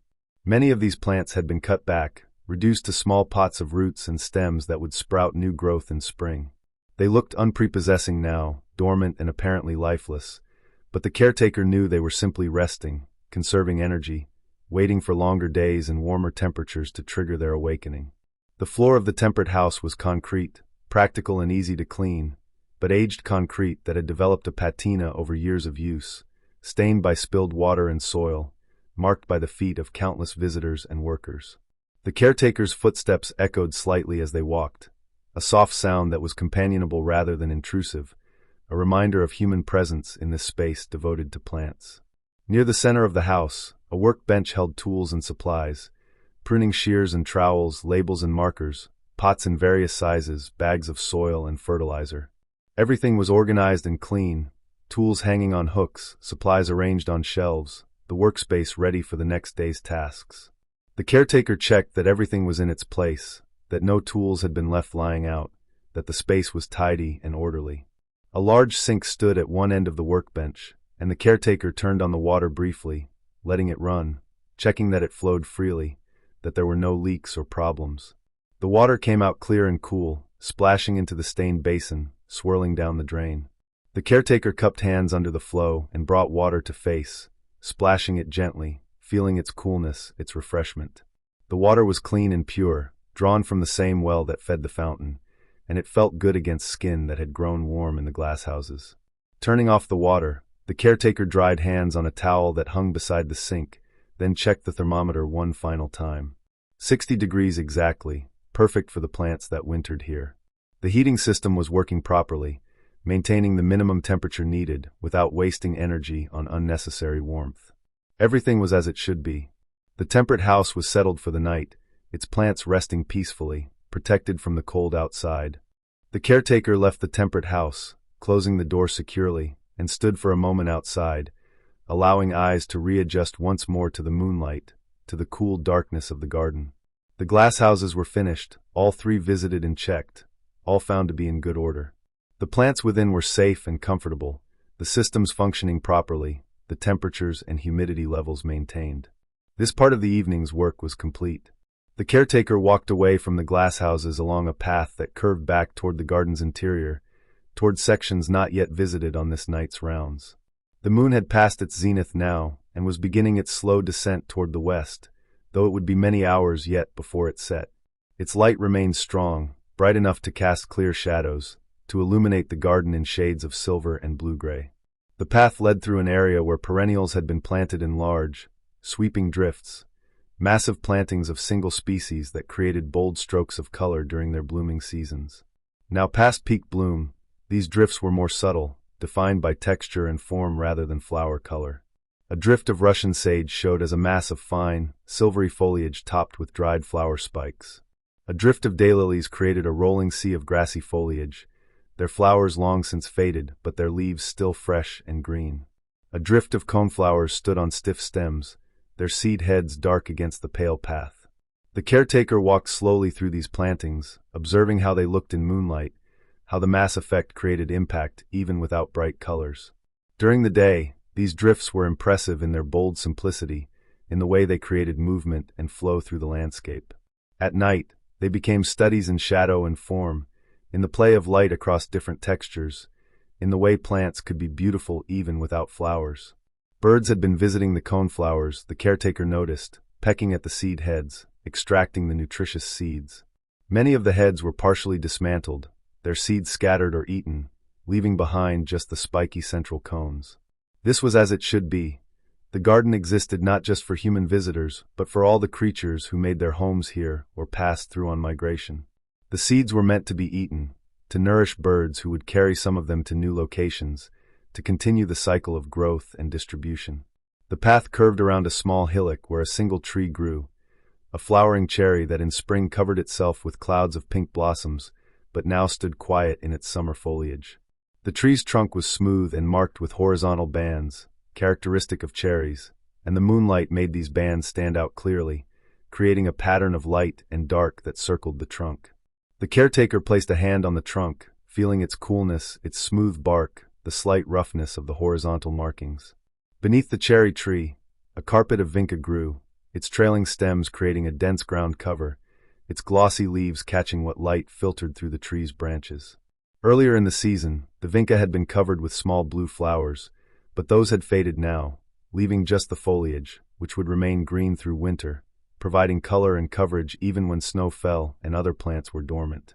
The caretaker continued down the hill and came to another section of the garden, one designed specifically as a contemplation space. Here, benches were placed at intervals around a central area left open and planted simply with fine gravel, raked in patterns that changed every few days. This was inspired by Japanese Zen gardens, though it did not attempt to replicate them exactly, just to capture some of their spirit of simplicity and mindfulness. The gravel was pale in the moonlight, almost white, and the patterns raked into it were clearly visible, long parallel lines running from one edge to the other, with circular patterns around several large stones that had been placed deliberately within the space. The caretaker stood at the edge of this raked area and looked at the patterns, at the way they created a sense of order and calm, at the way they invited contemplation. The stones within the raked area were chosen for their interesting shapes and textures, water-worn river rocks, each one different, each one placed with careful consideration of its relationship to the others and to the space as a whole. In daylight, visitors would sit on the surrounding benches and look at these stones and at the raked patterns, finding in them whatever meaning or peace they brought to the viewing. At night, the space took on a different quality, more mysterious, more abstract, the patterns and stones becoming studies in light and shadow. The caretaker walked around the perimeter of the contemplation garden, not entering the raked area. To step on the patterns would be to disturb them, and they would remain undisturbed until morning, when a gardener would come with a rake and create new patterns, beginning the cycle again.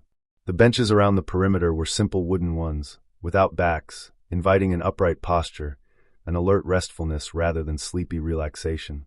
The caretaker sat on one of these benches and looked at the raked gravel, at the stones, at the patterns. In the stillness, with just the moonlight and the silence, the space became almost abstract, almost unreal. The patterns could have been waves on water, or furrows in a field, or simply lines, pure geometry with no reference to the natural world. The stones could have been islands, or animals, or simply stones. The meaning was what the viewer brought to it, and in this moment, the caretaker brought only quiet observation, only presence, only the willingness to sit and see without needing to interpret or understand. Time passed. How much time, the caretaker did not know or care. There was no schedule to keep, no pressure to move on. The night rounds took as long as they took, and pausing for rest, for contemplation, for simply being still was as much a part of the work as checking on plants or maintaining systems. The garden needed this presence, this witness, this human consciousness that acknowledged its existence and its beauty. Eventually, the caretaker rose from the bench and continued on. The path led away from the contemplation garden toward another section, this one devoted to vegetables and cutting flowers. During the day, this was one of the busiest parts of the garden, with volunteers tending the vegetable beds, harvesting produce that was donated to local food banks, cutting flowers for arrangements that decorated the garden's visitor center. At night, it was as quiet and peaceful as everywhere else, the plants growing in their orderly rows, the work of the day finished, everything resting. The vegetable beds were raised, built from cedar boards that would last for years without rotting.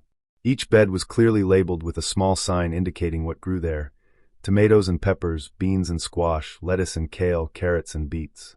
The summer crops were finishing now, some plants showing signs of age and decline, others still producing, but with less vigor than earlier in the season. Soon these beds would be cleared and replanted with fall crops, more kale and lettuce, spinach and chard, crops that thrived in cooler weather and would produce until hard frost came. The caretaker walked between the beds, noting which plants were still healthy and which were ready for removal. A row of tomato plants, once tall and productive, now showed yellowing leaves and slowing production. They had given their best, had produced basketfuls of fruit over the summer, and now they were tired, ready to be pulled up and composted, their nutrients returned to the soil.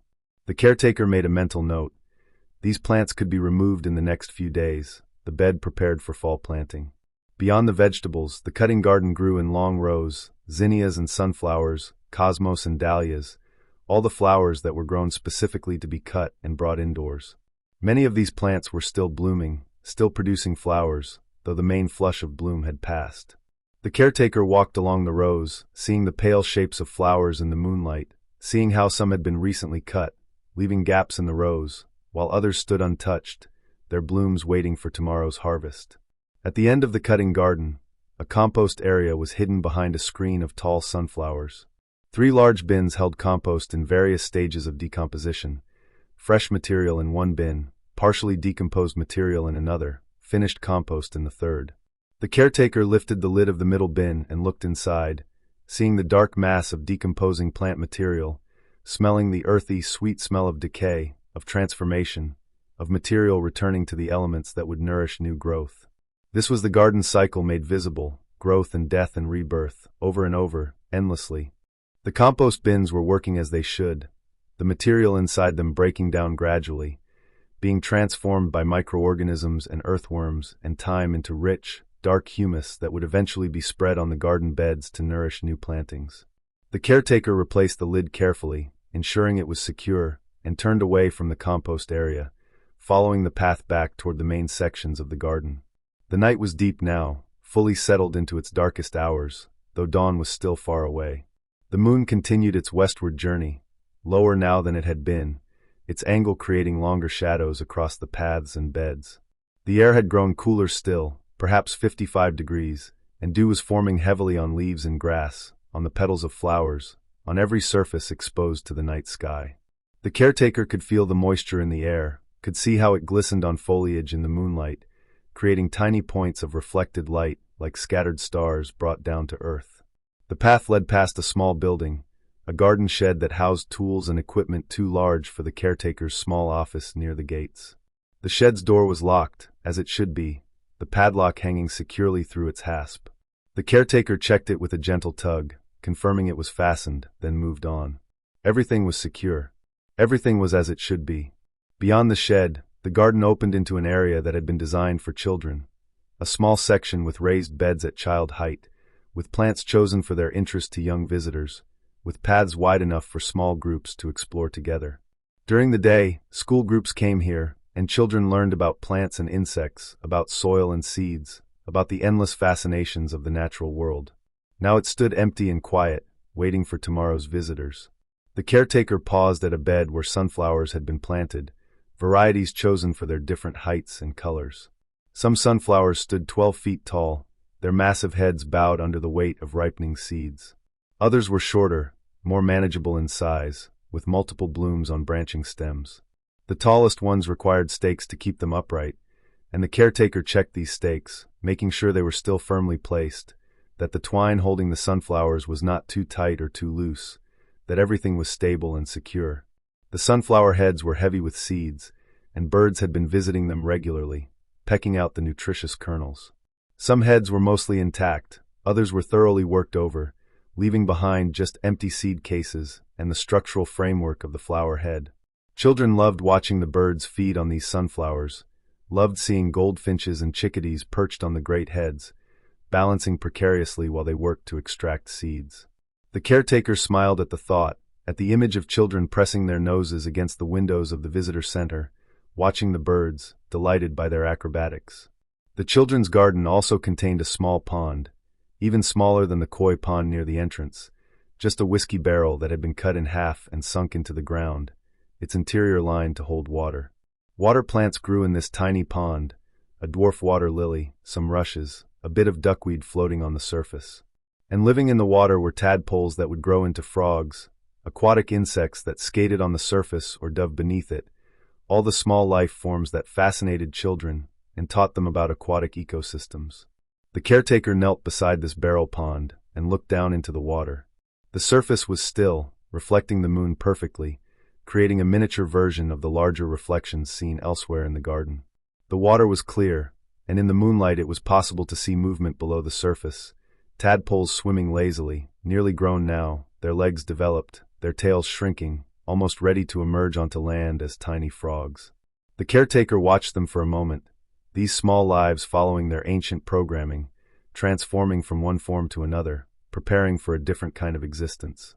Rising from the pond, the caretaker continued along the path, leaving the children's garden behind, entering another section devoted to native plants, species that grew naturally in this region, that had evolved here over millennia, that supported the local ecosystem of insects and birds and other creatures. This was a newer section of the garden, planted just a few years ago, but it was thriving, the plants filling in, creating a space that looked almost wild, almost as if it had always been there rather than being deliberately planted and maintained. Native grasses grew here in clumps, bluestem and switchgrass, Indian grass and mullygrass, their seed heads catching the moonlight, their stems swaying slightly in a breeze that had begun to stir again, cool air moving down from the hills, flowing through the garden like a gentle river. The caretaker stopped to feel this breeze, to sense its direction and strength, to appreciate its coolness against skin that had grown warm from walking. Among the grasses, native wildflowers grew, black-eyed Susans and purple coneflowers, beebalm and goldenrod, asters and ironweed. Many of these were still blooming, providing late-season nectar for bees and butterflies, offering seeds for birds as summer transitioned into fall. The native plant garden required less maintenance than other sections. These plants were adapted to local conditions, needed no irrigation once established, no fertilizer, no special care. They simply grew, thrived, provided habitat and beauty, asked for almost nothing in return. The caretaker walked through this native garden slowly, observing how it looked different from the more formal, cultivated sections of the garden, how it had a wilder character, a more relaxed feeling. Both approaches had their place. The formal gardens with their careful design and intensive maintenance, the native gardens with their looser structure and easier care. Together they created variety, offered different experiences, taught different lessons about the relationship between humans and plants. At the far edge of the native garden, a sign stood on a post explaining the purpose of this section, listing some of the plants that grew here, describing their importance to local wildlife. The caretaker paused to read the sign, even though its words were familiar, had been read many times before.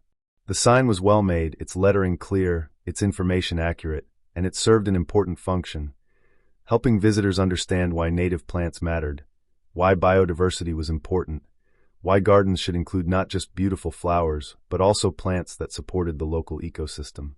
Beyond the native garden, the path led to a small amphitheater, a semicircular area with stone benches arranged in tiers, facing a small open space that served as a stage.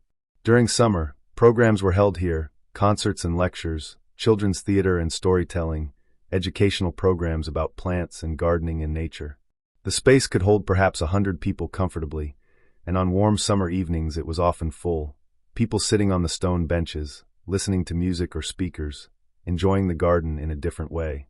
Now the amphitheater was empty and silent, its benches gleaming slightly in the moonlight, the stage area bare.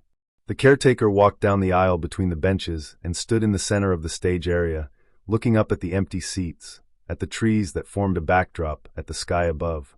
There was something peaceful about standing in this empty space, this place designed for gathering and community, now quiet and still, waiting for the next event, the next audience, the next performance. The acoustics here were good. The stone benches and the curved arrangement helped sound carry, helped voices and music reach every seat.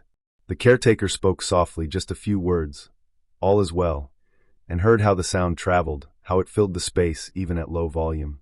The words seemed to linger in the air, then fade gradually into silence, absorbed by the stone and earth and trees. Leaving the amphitheater, the caretaker followed a path that began to curve back toward the garden's entrance, beginning the long loop that would eventually complete the night's rounds. But there were still a few sections to visit, still some areas that had not yet been checked. The path led upward slightly, climbing a gentle grade toward a memorial garden, a quiet space set aside for contemplation and remembrance. The memorial garden was small and enclosed by hedges, creating a sense of separation from the rest of the garden, a feeling of privacy and sanctuary. Within the hedged enclosure, a small fountain murmured softly, its water flowing over smooth stones into a shallow basin. Benches were placed around the perimeter, and in the center, a simple stone marker stood with an inscription, "In memory of those we love and miss." The caretaker entered this space and stood quietly, feeling its particular quality of peace, of gentle sadness mixed with acceptance, of remembrance without despair. People came here to think about loved ones who had died, to find a quiet place to grieve or to remember, to sit in a beautiful space and feel connected to those who were gone. The garden served many purposes: beauty and education, recreation and conservation, but this function, providing space for contemplation and healing, was perhaps one of its most important. The caretaker sat on one of the benches in the memorial garden, settling onto the cool stone, listening to the soft sound of the fountain, feeling the particular quietness of this enclosed space. The hedges blocked the breeze, creating stillness, and the air within this garden room felt undisturbed, held gently like water in a bowl. The moonlight filtered down from above, illuminating the central stone marker, the fountain, the plants that grew in simple, restrained plantings around the perimeter. The plants here had been chosen for their peaceful qualities: hostas with their broad, calming leaves, ferns with their delicate fronds, hellebores that would bloom in late winter when little else flowered, offering hope and renewal. White flowers predominated when blooms appeared: white roses, white lilies, white astilbe, creating a sense of purity and light. The caretaker looked at these plantings, noting their health, their quiet beauty, their appropriateness for this space. The fountain at the center was different from the large fountain near the heart of the garden. This one was smaller, more intimate, just a simple upwelling of water from a stone basin, flowing over the edges and disappearing into a bed of smooth pebbles where it drained away to be recirculated. The sound it made was gentle, contemplative, a soft murmur that suggested rather than demanded attention. The caretaker listened to this sound, let it fill the awareness, felt how it seemed to wash away tension, to smooth the rough edges of emotion, to create a sense of flow and release. Sitting there, the caretaker thought about all the people who had visited this space over the years, all the grief and love and memory that had been brought here, all the tears shed and healing begun. The garden held these stories without judgment, without comment, simply provided space for them to unfold, provided beauty and peace as context for difficult emotions. The plants growing here had witnessed countless moments of sorrow and remembrance, had offered their green presence as comfort, had continued their patient growth through all seasons and all human dramas. After a time, the caretaker rose and walked to the fountain, kneeling beside it to check the water level, to make sure the pump was running smoothly, to ensure everything was functioning properly. The water was clear and clean, flowing steadily, and the pump hummed softly, doing its work. The caretaker trailed fingers through the water, feeling its coolness, its movement, then stood and walked slowly around the space, checking each plant, making sure none showed signs of stress or disease, making sure the hedges were healthy and full. Everything in the memorial garden was well. The plants were thriving, the fountain was working, the space maintained its quality of peaceful sanctuary. The caretaker felt satisfied with this, felt the rightness of providing this place, this function, this service to those who needed it. A garden was not just about beauty or education or recreation. It was also about healing, about providing space for the human heart to find its way through difficulty, about offering nature's perspective, growth and death and renewal, the endless cycle, the eternal return. Leaving the memorial garden, the caretaker passed through its entrance and back into the main garden, and the change was noticeable. From the enclosed, quiet space to the more open landscape, from stillness to gentle movement as the breeze touched leaves and grasses, from the intimate scale to the broader vistas. Both were valuable, both were necessary, but the contrast made each more vivid. The path now led through a section of the garden devoted to fragrant plants, species chosen specifically for their scents rather than for visual impact, though many were beautiful as well. Even at night, even with many flowers closed, this section carried perfume on the air, the sharp sweetness of nicotiana, the spicy scent of dianthus, the rich perfume of flowering tobacco, all of them releasing their fragrances more strongly in the cool evening air. The caretaker walked slowly through this fragrant garden, breathing deeply, allowing the scents to fill the lungs, to be carried by the blood throughout the body, to work their subtle magic on mood and mind. Scent was powerful, bypassing conscious thought to affect emotion directly, to trigger memory, to alter state of being. The fragrances here were chosen to be pleasant, to be calming, to create a sense of well-being, and they succeeded. Walking through this space, breathing these scents, the caretaker felt tension ease, felt shoulders drop, felt breath slow and deepen. At the center of the fragrance garden, a circular bed held night-blooming flowers, moonflower and evening primrose, night-blooming jasmine and angel's trumpet. These plants saved their energy for darkness, opening their flowers at dusk or later, releasing their perfumes when day-blooming flowers had closed, attracting the moths and other night-flying insects that pollinated them. The caretaker knelt beside the moonflowers, large white trumpet-shaped blooms that glowed in the moonlight, and leaned close to breathe in their scent, sweet and strong, almost intoxicating, filling the air for yards around. The evening primrose was blooming as well, its pale yellow flowers standing on tall stems, each bloom lasting just one night before fading. The flowers opened at dusk, unfurling their petals in a movement so gradual it was almost impossible to detect, and by morning they would be wilting, making room for fresh buds to open when evening came again. The caretaker touched one of these flowers gently, feeling the softness of its petals, the delicacy of its structure, marveling at this strategy of blooming, to put all energy into a single night, to be brilliant and fragrant and alive for just those few hours, then to fade. Standing, the caretaker continued through the fragrance garden and emerged onto a wider path that led back toward the garden's entrance area. The night's rounds were nearing completion now. Most of the garden had been visited, most of the checks had been made, and the hour was growing late, or early depending on perspective. The night had reached that deepest point when it seemed time itself had paused, when the hours between midnight and dawn stretched long and still. The path here was one of the main thoroughfares, wider than most, surfaced with fine gravel that had been packed down by countless footsteps until it was almost as firm as pavement. The caretaker's steps made a soft, rhythmic crunching sound, a sound that had become so familiar over the course of the evening that it was almost part of the silence rather than a disturbance of it. Walking this path, the caretaker felt the accumulated peace of the night's rounds, the deep satisfaction of having checked on every section, having witnessed the garden in its nighttime state, having provided the presence and attention that was the heart of caretaking. On either side of this main path, garden beds displayed mixed plantings, perennials and shrubs, ornamental grasses and small trees, all arranged in combinations that provided interest through multiple seasons.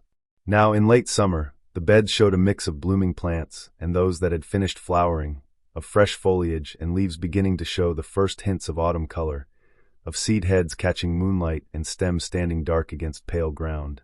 The caretaker noticed things that would need attention in the coming days: a shrub that had grown too large and needed pruning, a perennial clump that had become crowded and should be divided, a few weeds that had escaped notice and would need removing.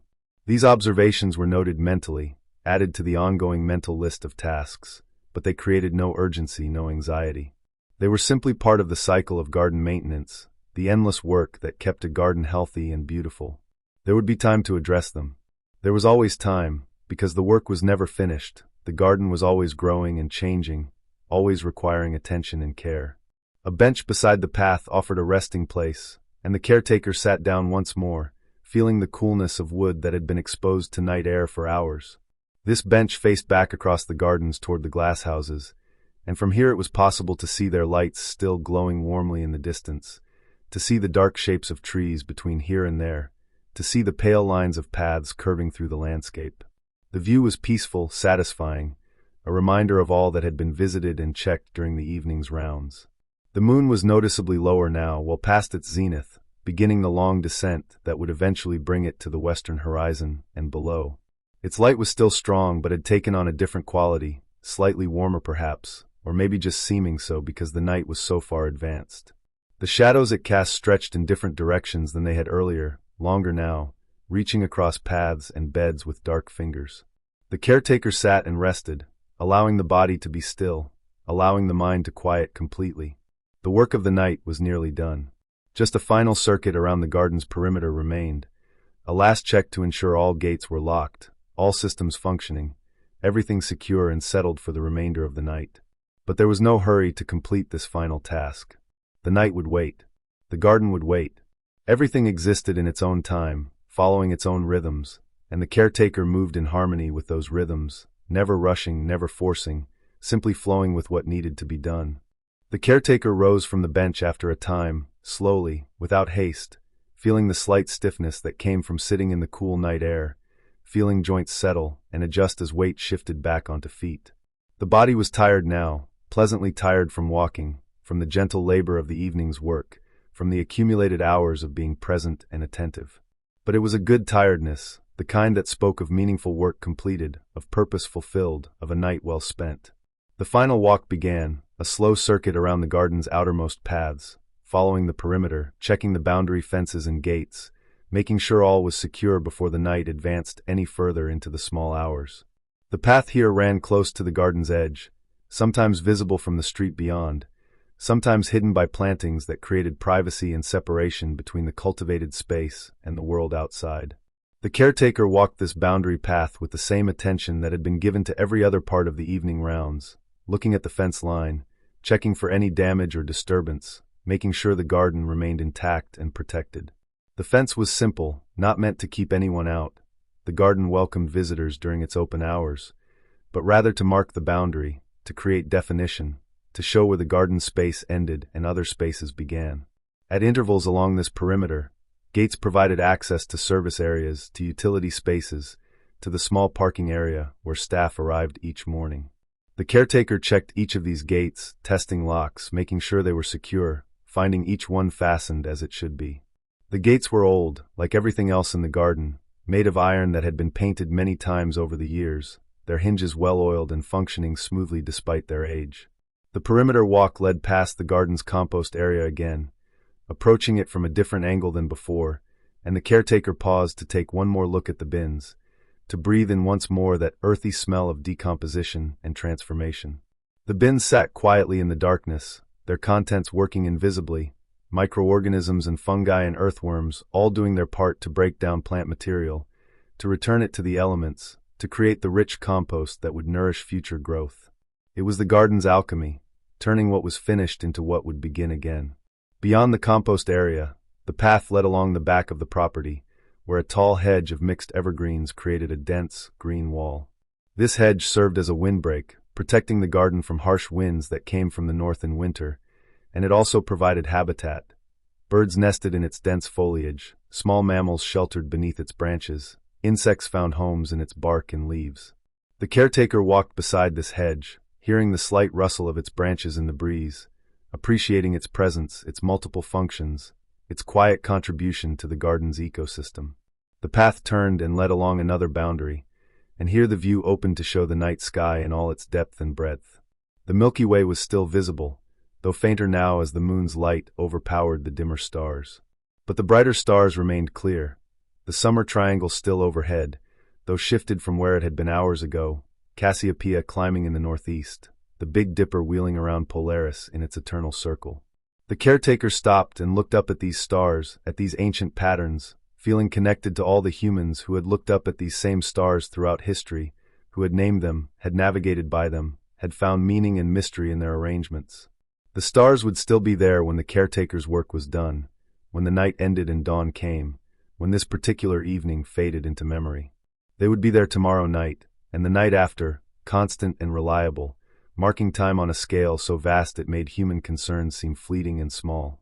And yet, the work of tending this garden mattered. The care given to these plants, the attention paid to these paths and beds and structures, it all mattered, even if in the cosmic scale it was small and temporary. It mattered because it created beauty, because it provided habitat, because it gave humans a place to connect with nature, to find peace, to learn and wonder. It mattered because someone cared enough to do it. The perimeter path led back around toward the entrance, completing its circuit, and the caretaker followed it slowly, checking the last few sections of fence, finding everything secure and intact. The garden was protected, enclosed, held safely within its boundaries. Nothing had been disturbed, no intruders had entered. The plants and paths and structures all rested peacefully in their nighttime state. Approaching the entrance area once more, the caretaker could see the main gates where the evening's work had begun, could see the lamp beside them still glowing, could see the bench beneath the oak tree where visitors rested during the day. The night had come full circle, the rounds were complete, and a deep sense of satisfaction settled over everything. The work was done, done well, done with care and attention, and the garden was safe for another night. The caretaker walked to the small stone building near the gates, the office that served as headquarters for the garden's caretakers day and night. A light burned inside, visible through the window, warm and welcoming. The caretaker entered, closing the door softly, and moved through the familiar space, past the desk with its papers and schedules, past the shelves holding reference books and manuals, past the kettle and the cup, past all the ordinary objects that supported the work of caring for this place. In a corner of the office, a logbook sat on a small table. The caretaker opened it and found today's date, or yesterday's date now, as midnight had long since passed, and wrote a brief entry in careful handwriting. Night rounds completed. All systems functioning normally. Garden secure. Temperature 54 degrees. Clear skies, moon 3 days from full. All is well. The words were simple, factual, but they represented hours of walking, of observing, of being present with the garden in its nighttime state. They were a record, a confirmation, a small piece of the garden's ongoing story. The caretaker closed the logbook and returned it to its place, then moved to turn off the office light. But before doing so, the caretaker paused at the window and looked out at the garden one final time. The moonlight illuminated the paths and beds, the trees and shrubs, all the familiar landscape that had been walked and tended through the evening. Everything was still, everything was quiet, everything was resting. The plants breathed slowly in the darkness, their leaves absorbing what little carbon dioxide the night air held, their roots drawing moisture from the soil, their cells carrying on the slow work of growth and maintenance that never stopped, day or night, season after season, year after year. The garden would rest now until morning, when the sun would rise and bring warmth and light, when the gates would open and visitors would enter, when the daytime staff would arrive to begin their work. The garden would wake with the dawn, birds would sing, flowers would open, the whole space would come alive with activity and sound. But for now, for these remaining hours of darkness, it rested in peace. The caretaker turned off the light, leaving the office in darkness save for the moonlight that came through the window. Moving to a small cot in the corner, a place to rest during the long night hours, the caretaker lay down, pulling a light blanket over tired limbs, settling into the comfort of work completed. Through the window, the moon was visible lower now, heading toward its setting, but still bright, still present, still watching over the garden as it had for countless nights before. The sounds of the garden filtered softly through the walls, the distant murmur of the fountain, the rustle of leaves, the occasional call of a night bird. These sounds created a gentle backdrop, a lullaby of natural rhythms, of earth and water and air all flowing in their ancient patterns. The caretaker's breathing slowed, deepened, began to match these rhythms, began to synchronize with the garden's own slow breath. The garden rested. The night deepened. The moon continued its patient descent. And in the small office near the gates, the caretaker drifted toward sleep, toward dreams, toward the same peaceful rest that held all the garden in its gentle embrace. All was well. All was safe. All was exactly as it should be. The garden breathed quietly in the moonlight, its plants and paths and fountains all settled into perfect stillness. The glasshouses glowed softly in the distance. The roses held their closed petals. The grasses stood motionless. The water in the pools reflected the stars. Everything rested. Everything waited. Everything was at peace. And in that peace, the night continued its slow turn toward morning, carrying with it the garden, the caretaker, the moon, the stars, all held together in the vast, gentle darkness, all moving together through the hours that remained until dawn. The night caretaker's work was done. The garden was safe. All was well.